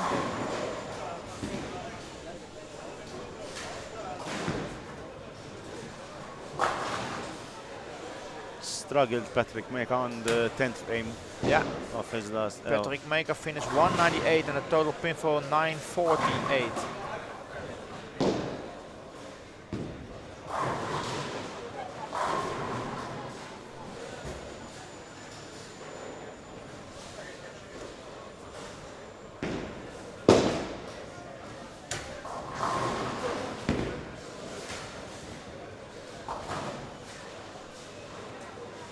Okay, Ben Harvey, there we go. Let's see how he can first throw the first strike in the 10th frame. You see him now on the left side of your screen, on lane 16, there we go. First shot in the 10th frame after his front 9.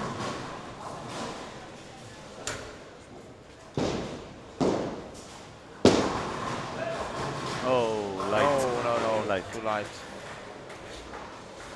So that means an 8 count.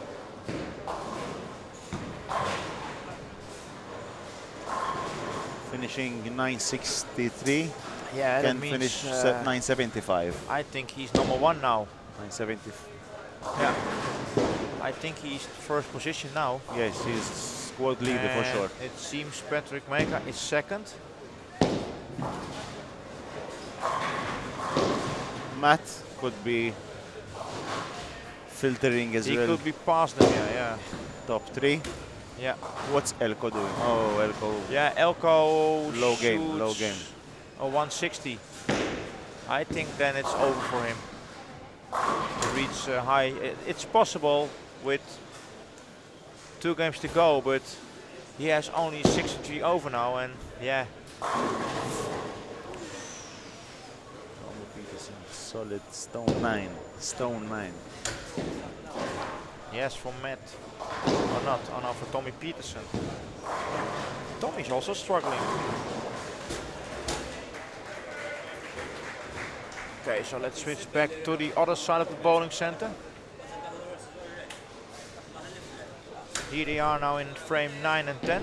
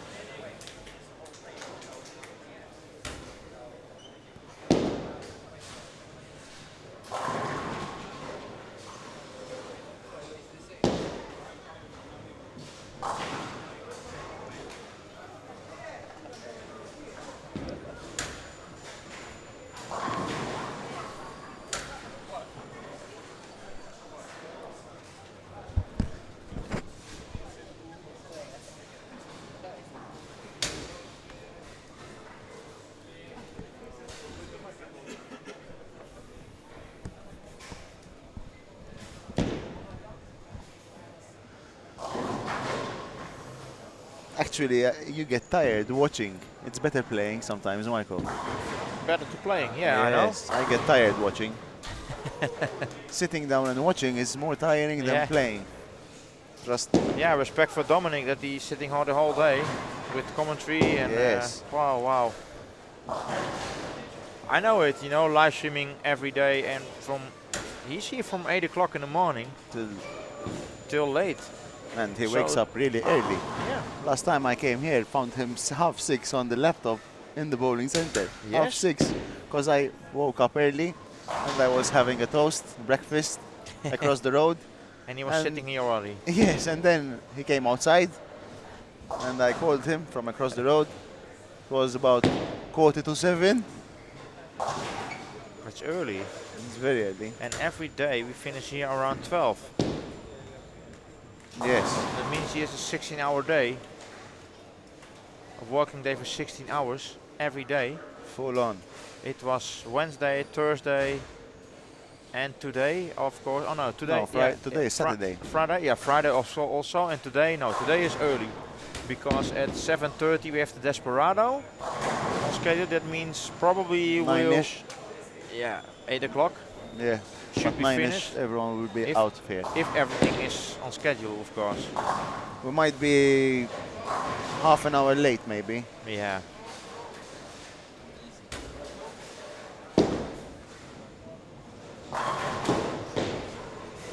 Well, I get also some questions from somebody who asked me where they can find the streams of Malta Open. Well, I did a test to upload it from here from Malta, but the connection, yeah, it's not so fast.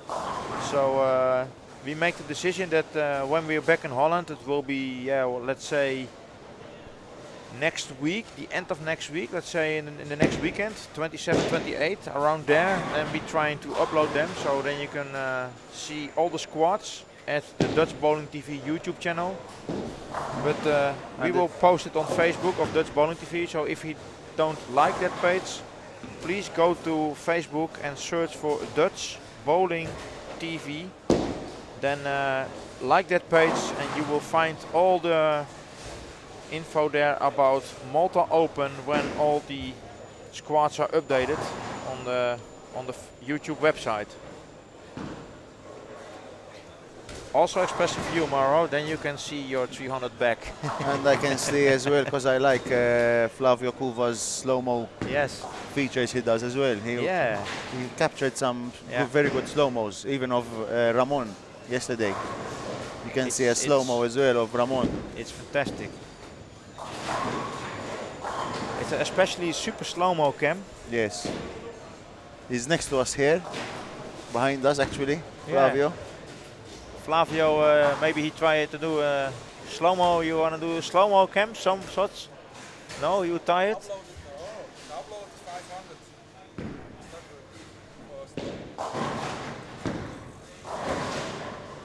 So it doesn't work, he sells us this.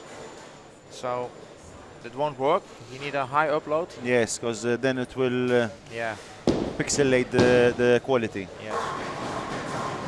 And trust me, he takes really good shots. I experienced that But in you Iceland. you're gonna make some record of all the slow-mos. Yeah, he makes some, especially of course, as we know from Bowling Digital guy Flavio Cuba here. He will make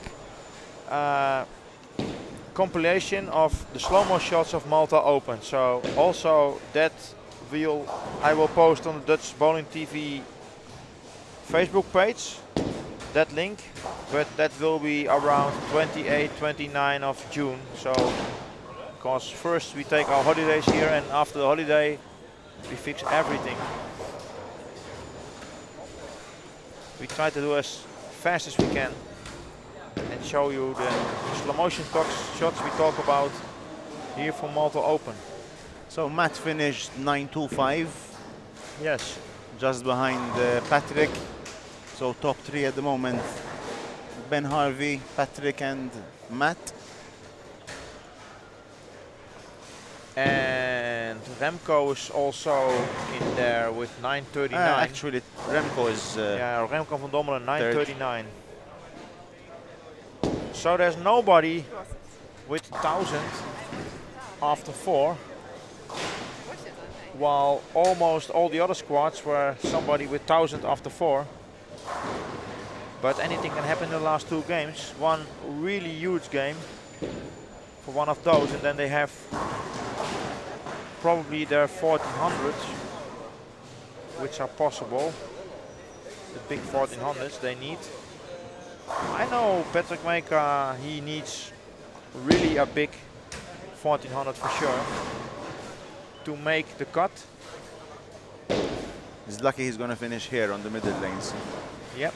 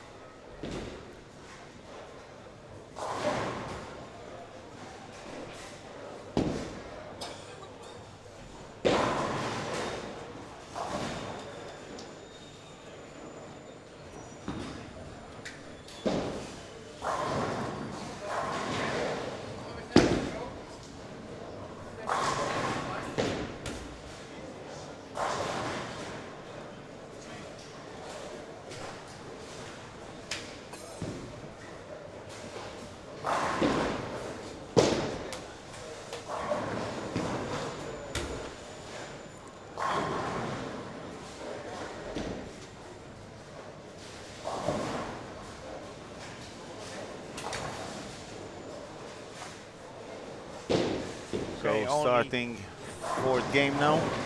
5th game. sorry, 5th game. Almost. We have to wait on 7 and 8.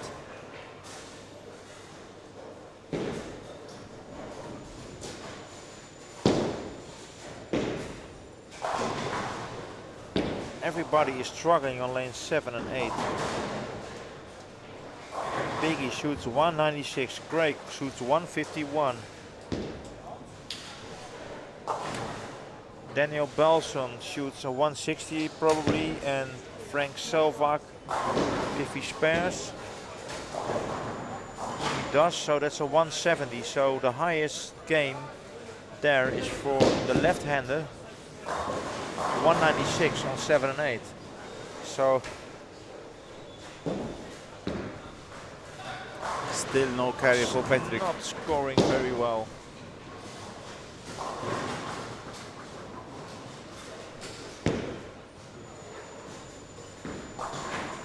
Yeah, Remco van Dommelen front 4.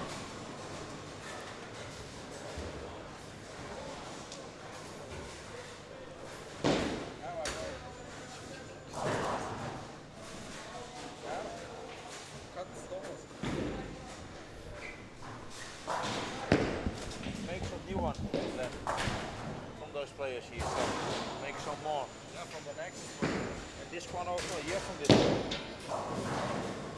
This one, Remco playing well. Remco. Ah, yeah. Yeah. 1, 2. This is 9. First 9 here. Oh, click. 1. Remco now. Remco's playing for 5 in a row. So Remco got 5 in a row now. Okay, we have the update after 4 games. You can do the. Let's pick up the top 10 in this squad. You have Ben Harvey at 976, Patrick Meka at 948, Remco van Dommelen at 939, Matt Forsyth at 925, Per Einar Wals, how do they say this? Per Einar Wallstad. That's better from your. That's 906, Mark Muscat at 905, Melissa Swift at 895, Gret Fossade at 892, Bart van Kerkhoven 891, and Eric Alstrand at 888. So 888. 88 over for place 10. But we have to look at the. You have to place 17 is about 34 over. It's high scoring squad. Yeah. Top 3. What do we have in the 976, squad? We have also 940, Carlos 930. Lee here. That's the guy. He coming from Mexico. I Yes. think it's the farthest. Farthest. And we have also Costa Rica. Alejandro Reina. Yeah. Alejandro is now 824. Carlos Lee is on 874. Well. hope for them that one of them gonna make it, because I think they're not in already. No. We can check in the qualifications, but I didn't see them in the top, of course. That's one thing for sure, but let's check it out. Carlos Leon is on place 23 with 27.41, and that will be a little bit risky. Yeah, 41, 341 over. I think it's not enough, but Alejandro is Alejandro behind. in Costa Rica, he's out. He's in 27.09, so he needs to play very well. And Alejandro is now on 8.24, and I think he's not gonna make it. The second 6 were a bit high scoring as well. 258, 226, 235, 214, 232, 224. But his first 6. No, the first 6 they had a 1. Yeah, the 196 kills him a little bit. Yes. But 27.09 is not enough. Yeah, I think probably me will be the cut. 27.50. Around that score. Remco first 6. Yeah, Remco van Dommelen front 6. Okay, and here on the left side, in front of our screen, nobody starts with perfect. So far, only Tommy Peterson, he has only 1 strike. Greta Vosseide also 1 strike, but no rows of strikes at this moment. Well, Patrick Meka shoots twice 9 spare. And let's switch to Remco van Dommelen. Let's see what he's doing there. With that front 6, can he make it the front 7? Let's take a look there on the lanes. Remco front 6. 15 and 16. And that's exactly on the same pair of lanes where Mauro Anastasi next to me shoots his 300 and Ben Harvey shoots 9 in a row, 1 game ago. So it seems that Actually, where were the other 300? yeah, you can you play. remember? Yeah, I shoot on that lane 230 today, so yeah, that's also okay for me. Like better than yesterday, but when I only shoot 190 there, you Yes. know. So, but for Remco now in front 6. He's playing with a outcry. Yes, the Rotoclip outcry, I know. Really smooth. Yeah, Pin under for sure. Pin under ring finger. yeah. Gives a lot of roll on the ball, so Yes. he needs that. And I like his style of bowling as well. It's smooth on the approach. Yes. I know that, of course, because he's from Holland, and he did a lot of practice in Kegel Training Center in Europe, and that's in Tilburg, you know. So But at the moment he's not practicing a lot. He's only No, practicing no. once a week, I believe. yeah, I know, but in the past he did. Yes. He was every day. Yeah, he told did me. a lot of practice there, so. Patrick Meka has first strike now after 9 spare, and strike. Greta Vosseide is on a double. She starts with 2 strikes. Tommy Peterson starts with 3 strikes. Well, Alejandro Reina probably can shoot a big game here. He is on spare and 3 strikes. The guy from Costa Rica. Ben Harvey is on a 280 pace. Remco shoots the Yeah. 7th strike. 7 in a row for Remco van Dommelen.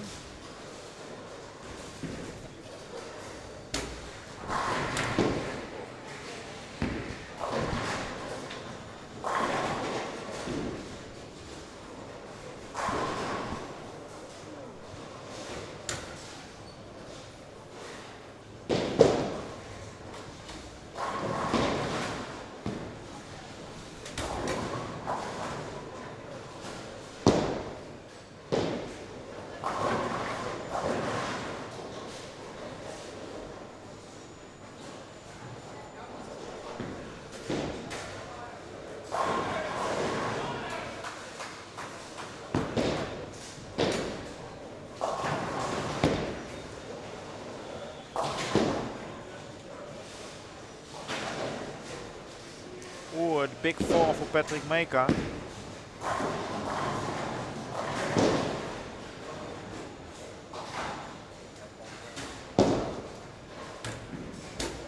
That seems that at this moment right now, Remco van Dommelen is the highest scorer in this squad.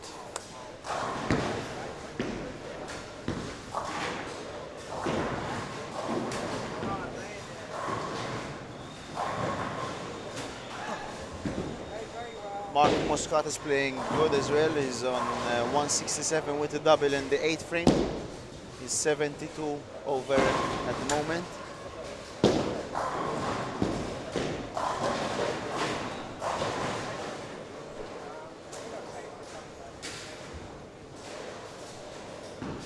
Remco going for the 9th, no 8th, sorry.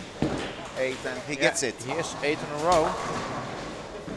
So probably another 300. Probably. It's in his favor of style, you know? Shape of the ball, yeah. Yes, Roll and control. yes.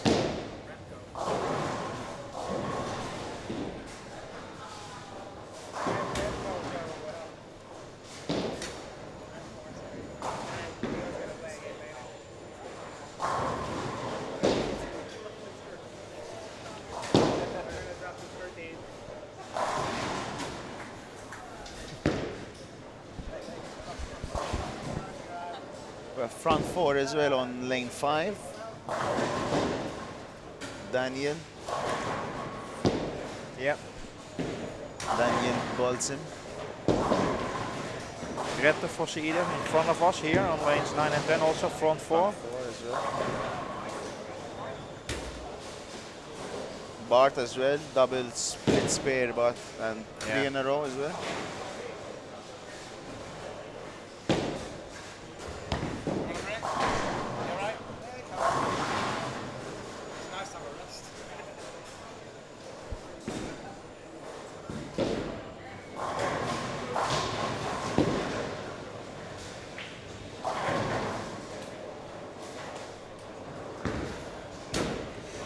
Patrick strikes.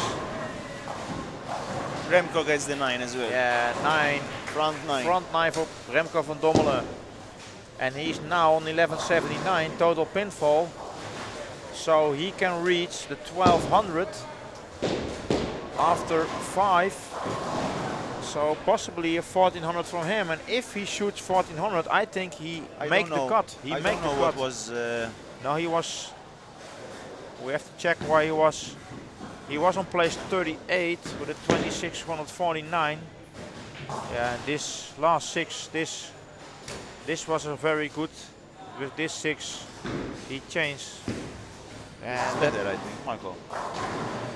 The front 6 are better than the second 6. With including this one, I think probably he can make top 12. Yes. If he continue like this. He had 233, 227, 278, 251, 200 and 181. And 181, but and the other 6 are lower, so that means this 6 now picks him up a bit. It's a big moment for him. Yes. Because if he strikes out, he's on a 12. Let's see, 50 pins, 1229, I think. Yes. So probably he can shoot a big 1400 if he shoots another big game. And that means, I think he's just not in the top 6, but around 7, 8 or 9, I think. That's what I think so far. Yes. But first, let's see what he's going to do here in frame 10. So big moment for him from the guy from Holland. He's now preparing for his shot on lane 16. So your attention, please. Let's see, or he can strike. Concentration. There we go. Seems well, but yes, and it's a perfect shot again. That means 10 in a row, a front 10 for Remco van Dommelen.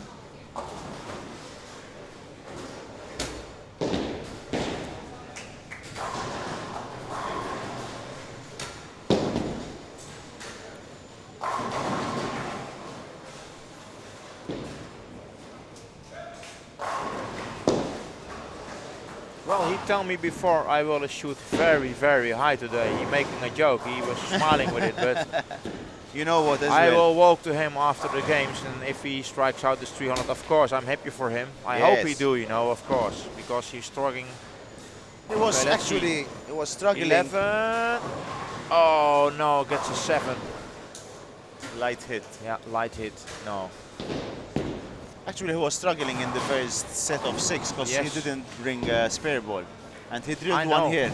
I know. he tell me he don't have a spare ball. And Rick And drilled yeah, the I ball know. for So him. I tell him, yeah. So what is the problem? Yeah, I don't have a spare ball because I throw it and I practice with it, but here it's impossible to throw without a spare ball for me. I said, okay, probably I got a solution for you.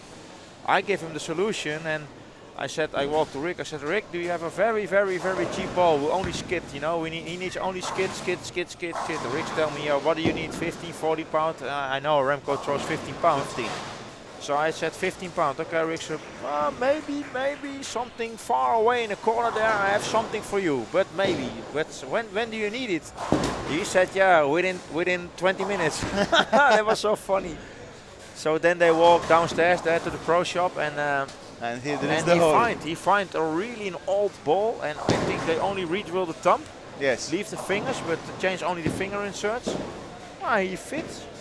And Renko told me, yeah, it's doing very well. And then yesterday I talked with him. He said, I asked him, what about your spare ball? He said, Marco, I never had a spare ball who slides so much as this one. Even if I get a lot of fingers, it's going straight. He said, it's unbelievable. So I think he paid 20 euro for it or something. Yes. Only for the drillings, but So then he tell me. So I said to him, and what are you gonna do with this ball? You bring it with you to Holland? Of course. I make some space in my suitcase and I will bring it. yes, for sure. So now it's his favorite spare ball, and you see what happened. Actually, today he doesn't really need it. No, he doesn't really need it, but he's stringing the strikes, you know. he's throw what do you want? Only strike. Yeah. So he's at 12.25, Remco. Yeah. Squad leader. For sure the squad leader at this moment. So and probably if he win the squad, he win 50 euro 50 also. euro as well. So he gets the money back for the He has a free spare ball.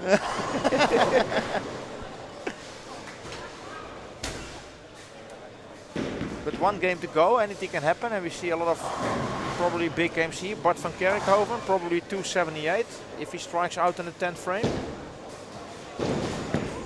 Gets Let's, roughly 170 over. Let's do a check there. We go to Bart van Kerkhoven. He is on the right side of Patrick Maker. Now you see Patrick Maker, and Patrick is struggling. Funnily Patrick, enough, Van Harvey is on lane 13. Oh, and it's a third split on a row on lane 12 for Patrick. Oh, that's bad news for him. And now I think it will be hard for him to get the cut. Because three splits in a row on one lane. And he's in big trouble.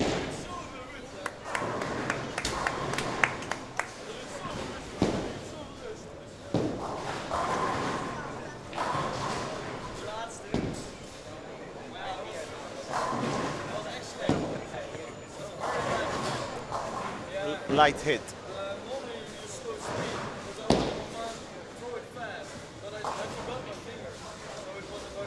Remco is just next to us. He's explaining the last shot of the 11th shot, and there was a bit light from the hand, so that caused the light hit at the pocket. Yeah. So there was almost no fingers, he tell us, and that means light hit. Yeah, Bart. Take a look now on the right side of your screen. Bart van Kerkhoven from Belgium can strike out for 278. And he gets a 10 pin in his first shot, so no 278 for him anymore, and he's now on 1136. So probably on 150 over.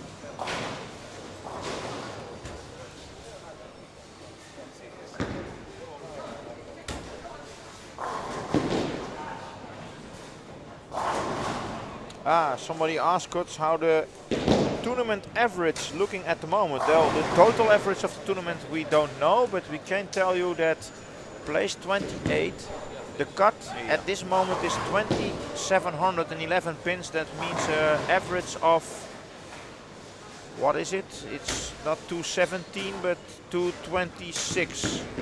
225.9. That's the average you need for top 28 right now, but it will be higher because Remco is in the cut right now at this moment based on average. And I think also 2 or 3 other players based on average make the cut now. But we have to wait after the squad. But I think after the squad for sure we have a cut average of 226, 227. That's what we expected after the squad. So that's about the average of the tournament at this moment. I know also for the turbos, because you can pay before you play your squad €10 extra for a turbo. That means the high game you throw in your squad counts. There we have 300, 279, 277 and 278 and 277 at this moment. So at this moment there is the cut 277. So the best 4 of the turbos also make final step 1. And of course tonight at 7:30, in a few hours, we get Desperado squad. That is 1 game. And everybody play 1 game, and the top 4 of that games will also reach final step 1.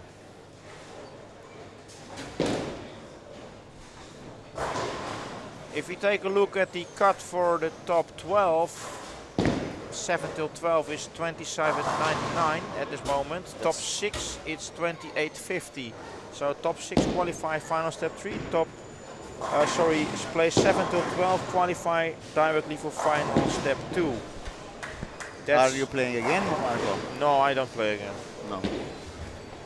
I think I have struggled only 1 or 2 games, you know, and yeah, tomorrow we have, it's smaller. I think they switch traffic. off 1920 and they switch off also the left side of the bowling. Yes, just they leave from 7 to 18. Yeah, so in 4 games I definitely will hit, I hope, 11 and 12 or here in 9 and 10, because there I shoot very well this week. And I give it a try, you know, and I know what I did the last games, some solution with the trouble lanes, more loft and a lot of more loft, and that works. Only stay with the same ball and give more loft. I think that's the solution, and tomorrow I will give that a try. So that's my plan for tomorrow. So yeah, I can throw, you know, and yeah, hope that I will shoot 1400 and what is it, 20 or something like that, to make the top 12 to avoid final step 1. But yeah, if I take a look now, in place 12 is 2799, that will be higher. Yeah, then I need at least 1420 to be sure that I'm in place 7 to 12, and that's really high to score. You had 1400? I have 1403 in my first squad, 1296 in the second, and 1347 in my third squad, in my re-entry. So yeah, maybe 1400 is possible, but you need 1400 will make you just in the cut of the 12. Yeah, I did so far now, but if we take a look here at the scores, I think I need minimum 14 and a bit. Yes. 20, let's say 14-20, and that's pretty high to score. So it is what it is, I think, and I accept it, you know. And let's first see final stage 1. Sometimes it's better coming from the back as well, Marco. Yes. Because you play a bit more games and you can, I know. You'll be warmed up, you know. Yeah, I know.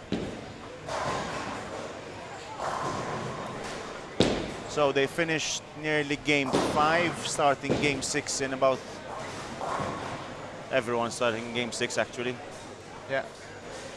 So Remco for sure squad leader. Let's 12.25.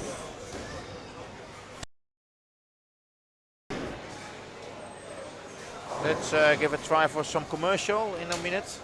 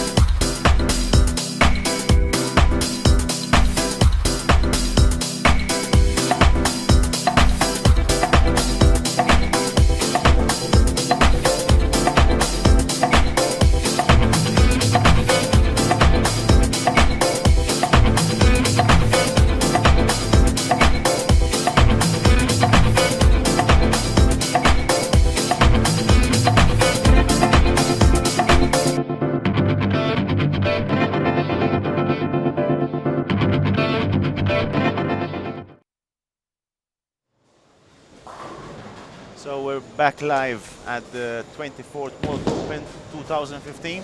Yes. At the Eden Super Bowl in Malta. We are now in squad 14. One squad behind this squad, then we got a Desperado, and we're waiting for the score update. So they are coming. So in a few seconds we have the scores, and yeah, a few seconds we say, it's only 1 second because here we had the scores. So Like we said, first place Remco at 12:25, Ben Harvey second place 1182, third Matt Fawcett at 11:51, fourth Bart van Kerkhoven at 11:48, Mark Muscat fifth place 11:41, Kenny Tarpa 11:30, Patrick Mecca at 11:18, Greg Fawcett at 11:15, Melissa Swift at 11:06, and Pierre-Anne Valstad at 10:99. yeah, That's top 10. best 10 players in this squad. So place 10, 99 over.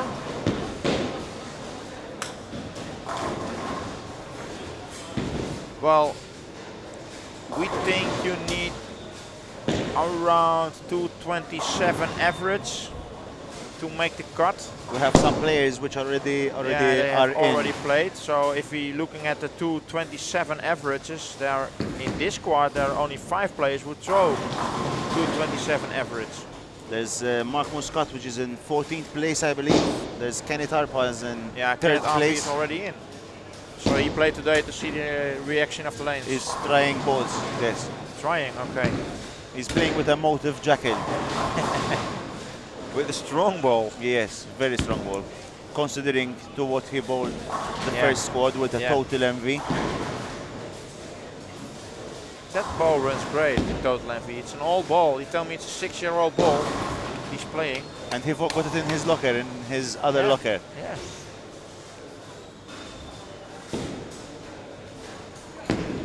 And Remco van Dommelen starts with a double. He's now on lanes 13, 14 on the right side of the screen. Hans Schutz also got a double on the same pair of lanes, and Rune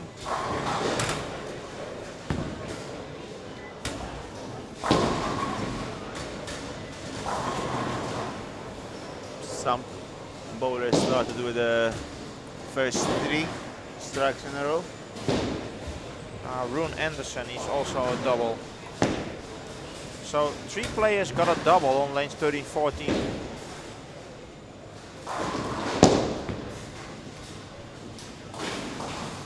So 12.25 followed up by 11.82, followed up by 11.51. There's a gap between Remco and place 3 of 70 pins. 74 pins exactly. That's a lot. So for the squad winner, I'd probably it's going between Remco and Ben. Remco van Dommelen and Ben Harvey.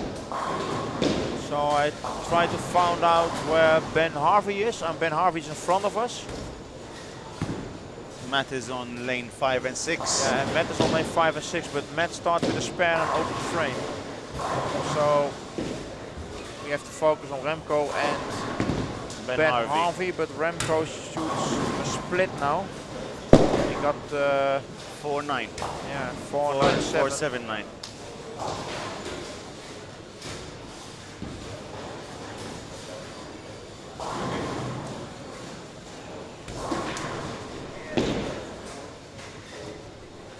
So if you have questions at home and you want to know something or something about this tournament, ask in the chat room on Ustream. We have the chat available in front of us, so don't be shy and ask questions if you want to know something. Or if you want to know something about the Maltese bowling, because next to me here is Mauro ask me. Anastasi from Malta. You can ask anything about bowling here. Or if you want to know information about the tournament. Oh, Ben Harvey. Well, it's funny, Mauro, because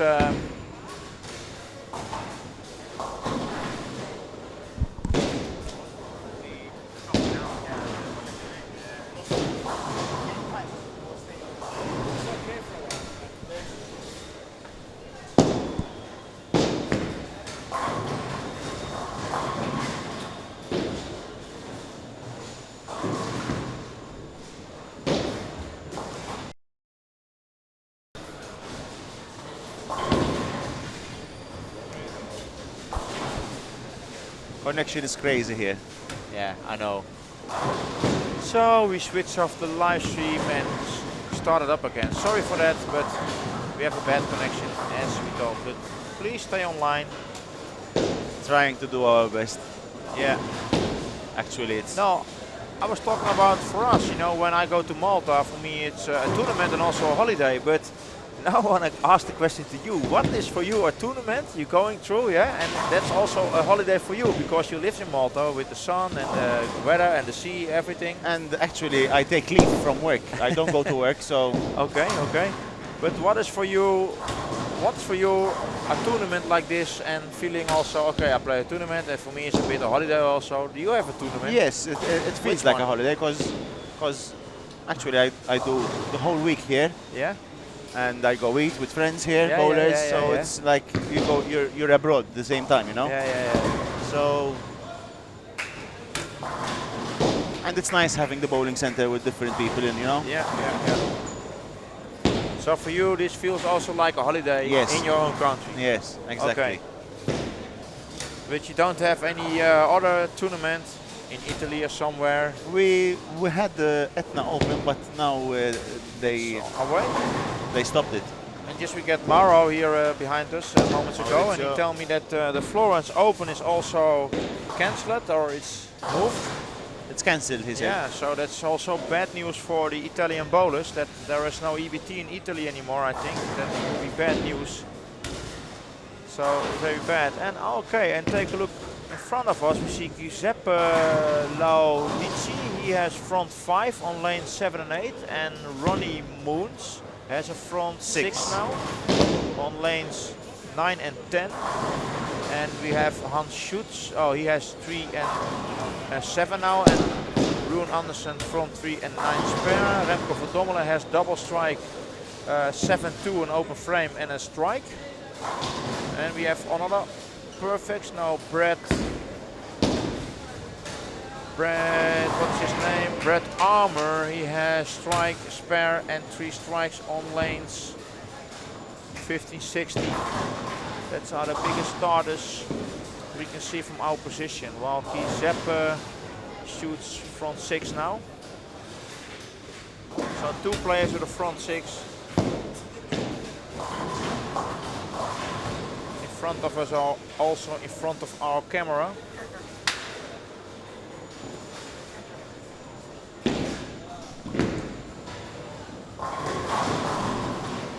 We got a question, Mauro. Is the humidity having any effect on the lane condition? What do you think about it? Actually, this week was quite cool in here with the AC system. Normally, when we don't have a tournament here, Yeah. the AC is not switched on every morning, as in early, you know. But in the tournament, they switch the air condition really early, so the place. So I don't think it's changing a lot from one squad to the other. But normally, yes, without the air condition, it plays slightly different depending on the time. Yeah. If you bowl in the morning or if you bowl in the evening. Normally that's what we struggle when we have nationals, for example. Yeah. If it's on a Friday, Saturday, Sunday, bowling morning, midday and evening squad. So, but at the moment, during tournament for sure not. During tournament for sure not.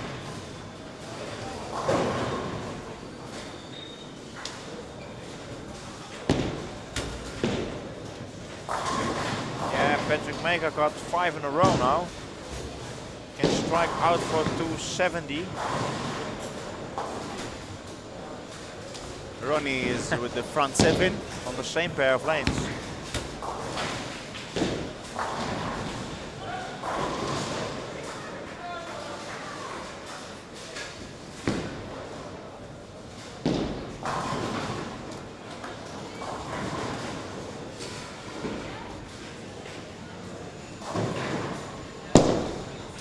So Ronnie got the 8 strike as well.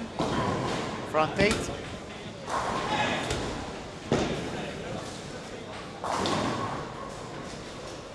Yeah, Ronnie Moon. Yeah, he's struggling a lot in the first 2 games. 170, 170, 265, 195 there. Now probably he can shoot 300. That should be an amazing score at this moment. Oh, a lucky strike for Patrick Maker, but he needs the strike. He's now on 13.28, 1 frame to go. I think he can shoot at 13.70. I don't know what his highest was, 12.80. Patrick, your highest was 12.80, your highest block? Your highest block so far was? Your highest block over 6.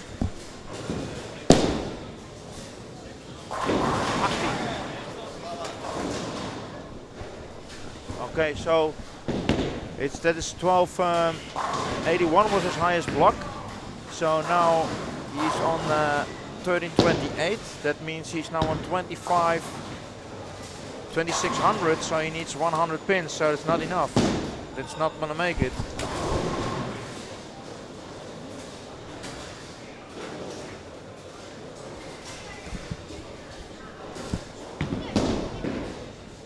But the other guy,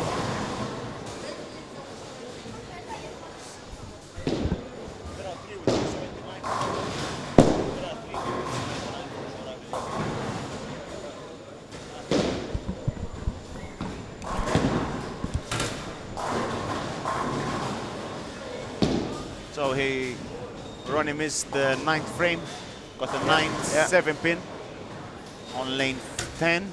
what about the winner of the squad? We take a look to Remco van Dommelen, and Remco is now on 13.30, and we have placed 2nd position, Matt. Where is Matt? You have to follow where Matt is. Matt is on, Matt is struggling a lot there. So it seems Between at this Remco. moment that Remco van Dommelen is on 1st place and will stay on the 1st place. Because he's in frame 6 and Ben Harvey Matt open is in frame as the well. 7th frame and he's on the 7th frame on 87. 87 in the 7th frame.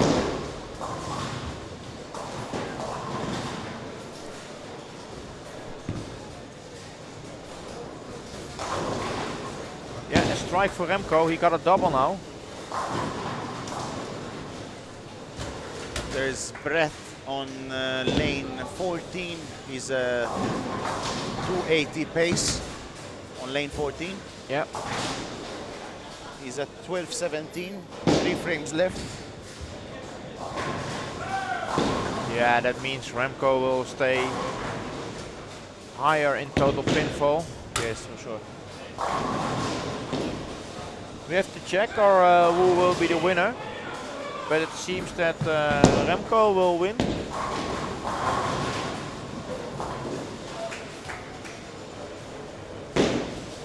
Second was Ben Harvey. Where's Ben? Ben is on 13.25 now. And he is in frame 8.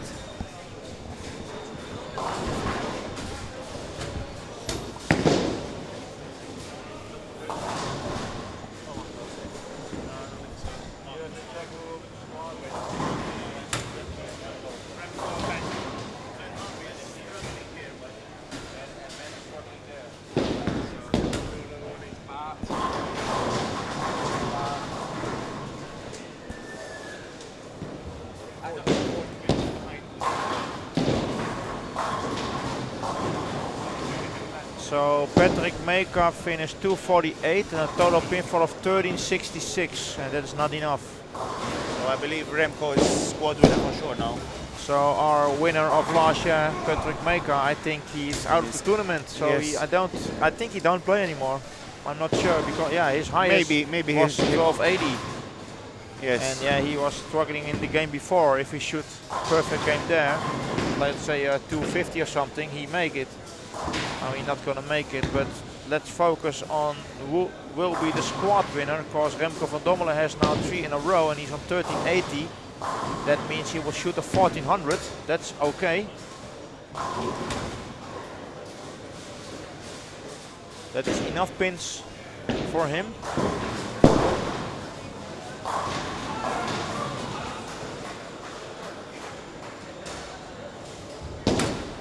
279 for Ronnie, possible 279 for Ronnie Moen here in front of us. Yes, one strike to go for him. 279, but he's only now in total score 1272. That means the other games were not so high.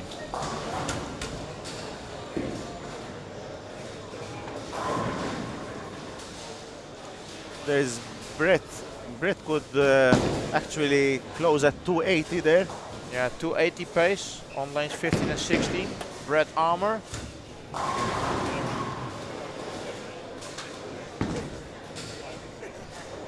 So I will give the commentary again to Dominic Gall from Ton Campin, so he can prepare for the interview with the squad winner. I can help him and take a look around the bowling center who will be the squad winner.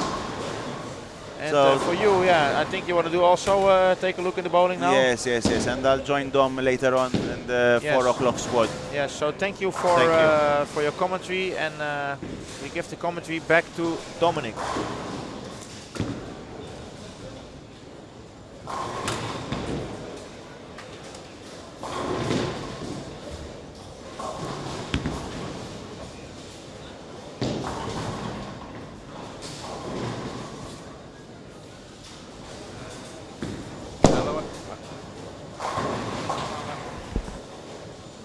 This one, there we go.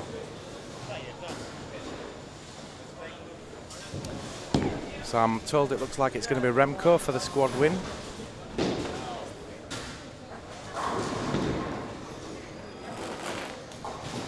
Marco's just gone up and down just to double check.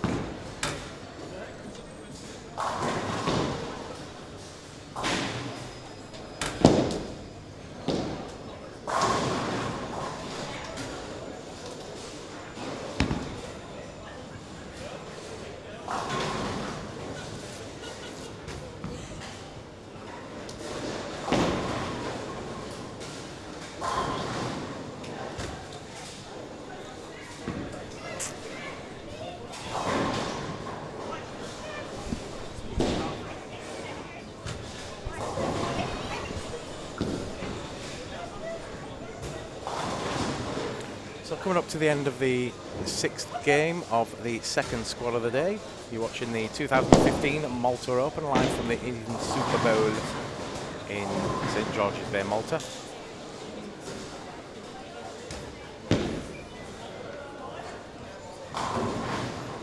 Remco van Dommelen was leading with 12.25, as you've probably heard from the boys. Thanks to Marco and Mauro Anastasi for filling in, giving me a, I won't say well-earned break, but a break.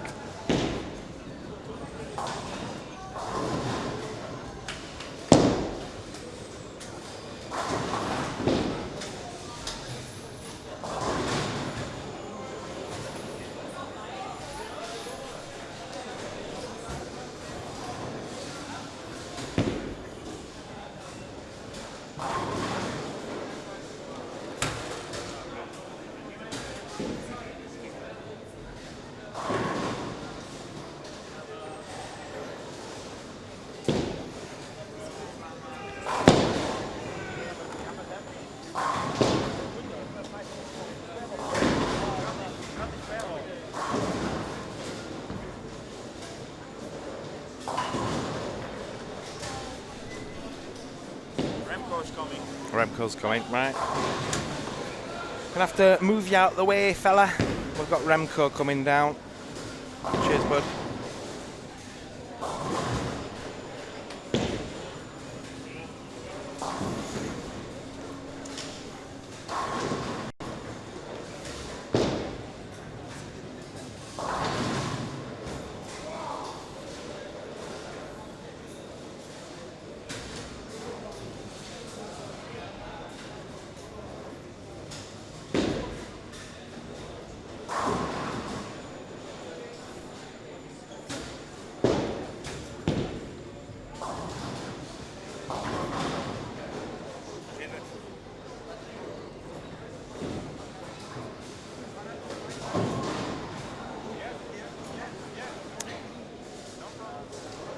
Just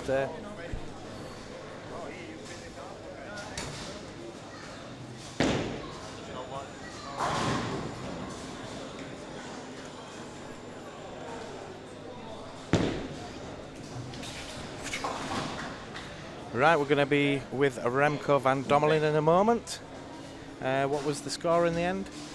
What did you have, Remco? You don't know? Not on. Oh, he's not. Oh, why not? Oh, because he turned off the... Just passes it over a minute. He turned off the... There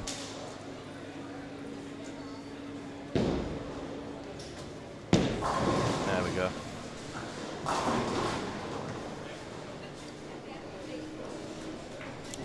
It looks bigger.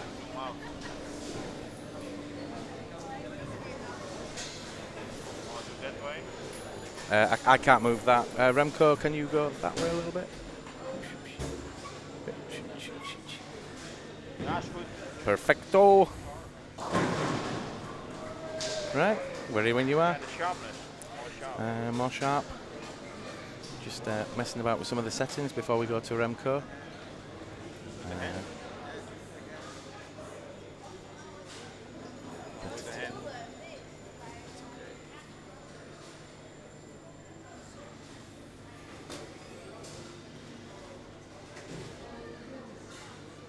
Might be as good as we get it on this one. It's not too bad. Right. So we're going to go to Remco van Dommelen in the QubicaAMF studio. Remco, let's start with a nice crispy €50 note. Hold it up to the camera. Yeah, man. So we don't know what you had yet, but you've bowled quite well. Oh, still not got Michael. There we go. It's like 14, 20 or 268, 268, 185, 218, 286. And what did you have last game? I don't know the last one. I turned off and I walked away. And it's gone. So yeah. Oh, we'll find out anyway. Did you do anything differently today than you've played in previous squads? Yeah, the first squad I tried a lot because I didn't have a spare ball and I missed a lot. So I was practicing the last 3 games, and I told my brother that I shoot a 700 over the last 3, and I did. After that, I had a game plan, and I started with my wrecker, but yeah, I should have, what was it, 233 I guess, but I make a ball change, and it was a better shot for me. So it was a 227. And after that, I shot a 278. But the ball was pretty good. And I changed back to the other one a few games later. Yeah. And yeah, that was a bad choice for that moment. But I still got a 1370.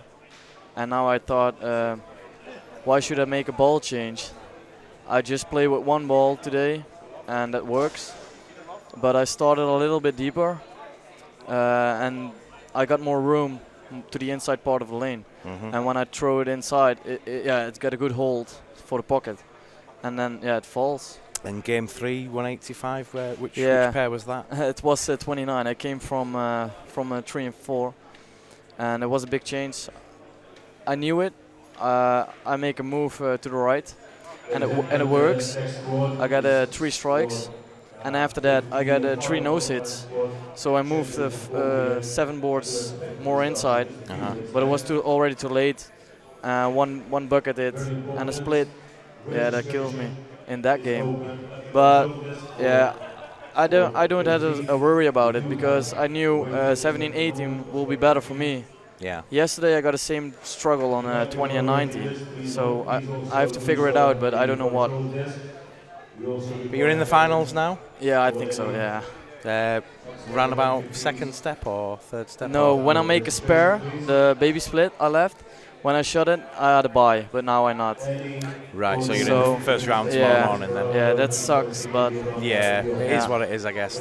You got to be happy with the fact that you're through qualified at least. I hit him, but he was winkling, but he didn't fall. And did you, apart from obviously the 185, were the lanes reasonably consistent across the house? You didn't have to move too much? No, not that much. Only the last game. The last game I moved 7 boards inside. Yeah, you said because that, it was very dry on the end. But it still got a good carry, so that was good. That was good. But yeah, the difference from the left side to the right side, that's a big change. And if you're not going to win tomorrow, who do you think the predictions would be? When I have to choose, I think Ramon. He's looking good in 2 times second. Yeah. So, and he has a very good shot, and he's very good. So I give him a good chance. Yes. But you're going to beat him. I got to beat him. Sure. Well, congratulations anyway, Thanks. and we'll see you in the finals in the morning. Yes. Don't spend it all at once. No. I will be careful tonight. Definitely. Cheers, man. Cheers. Thanks. See you soon. Yo.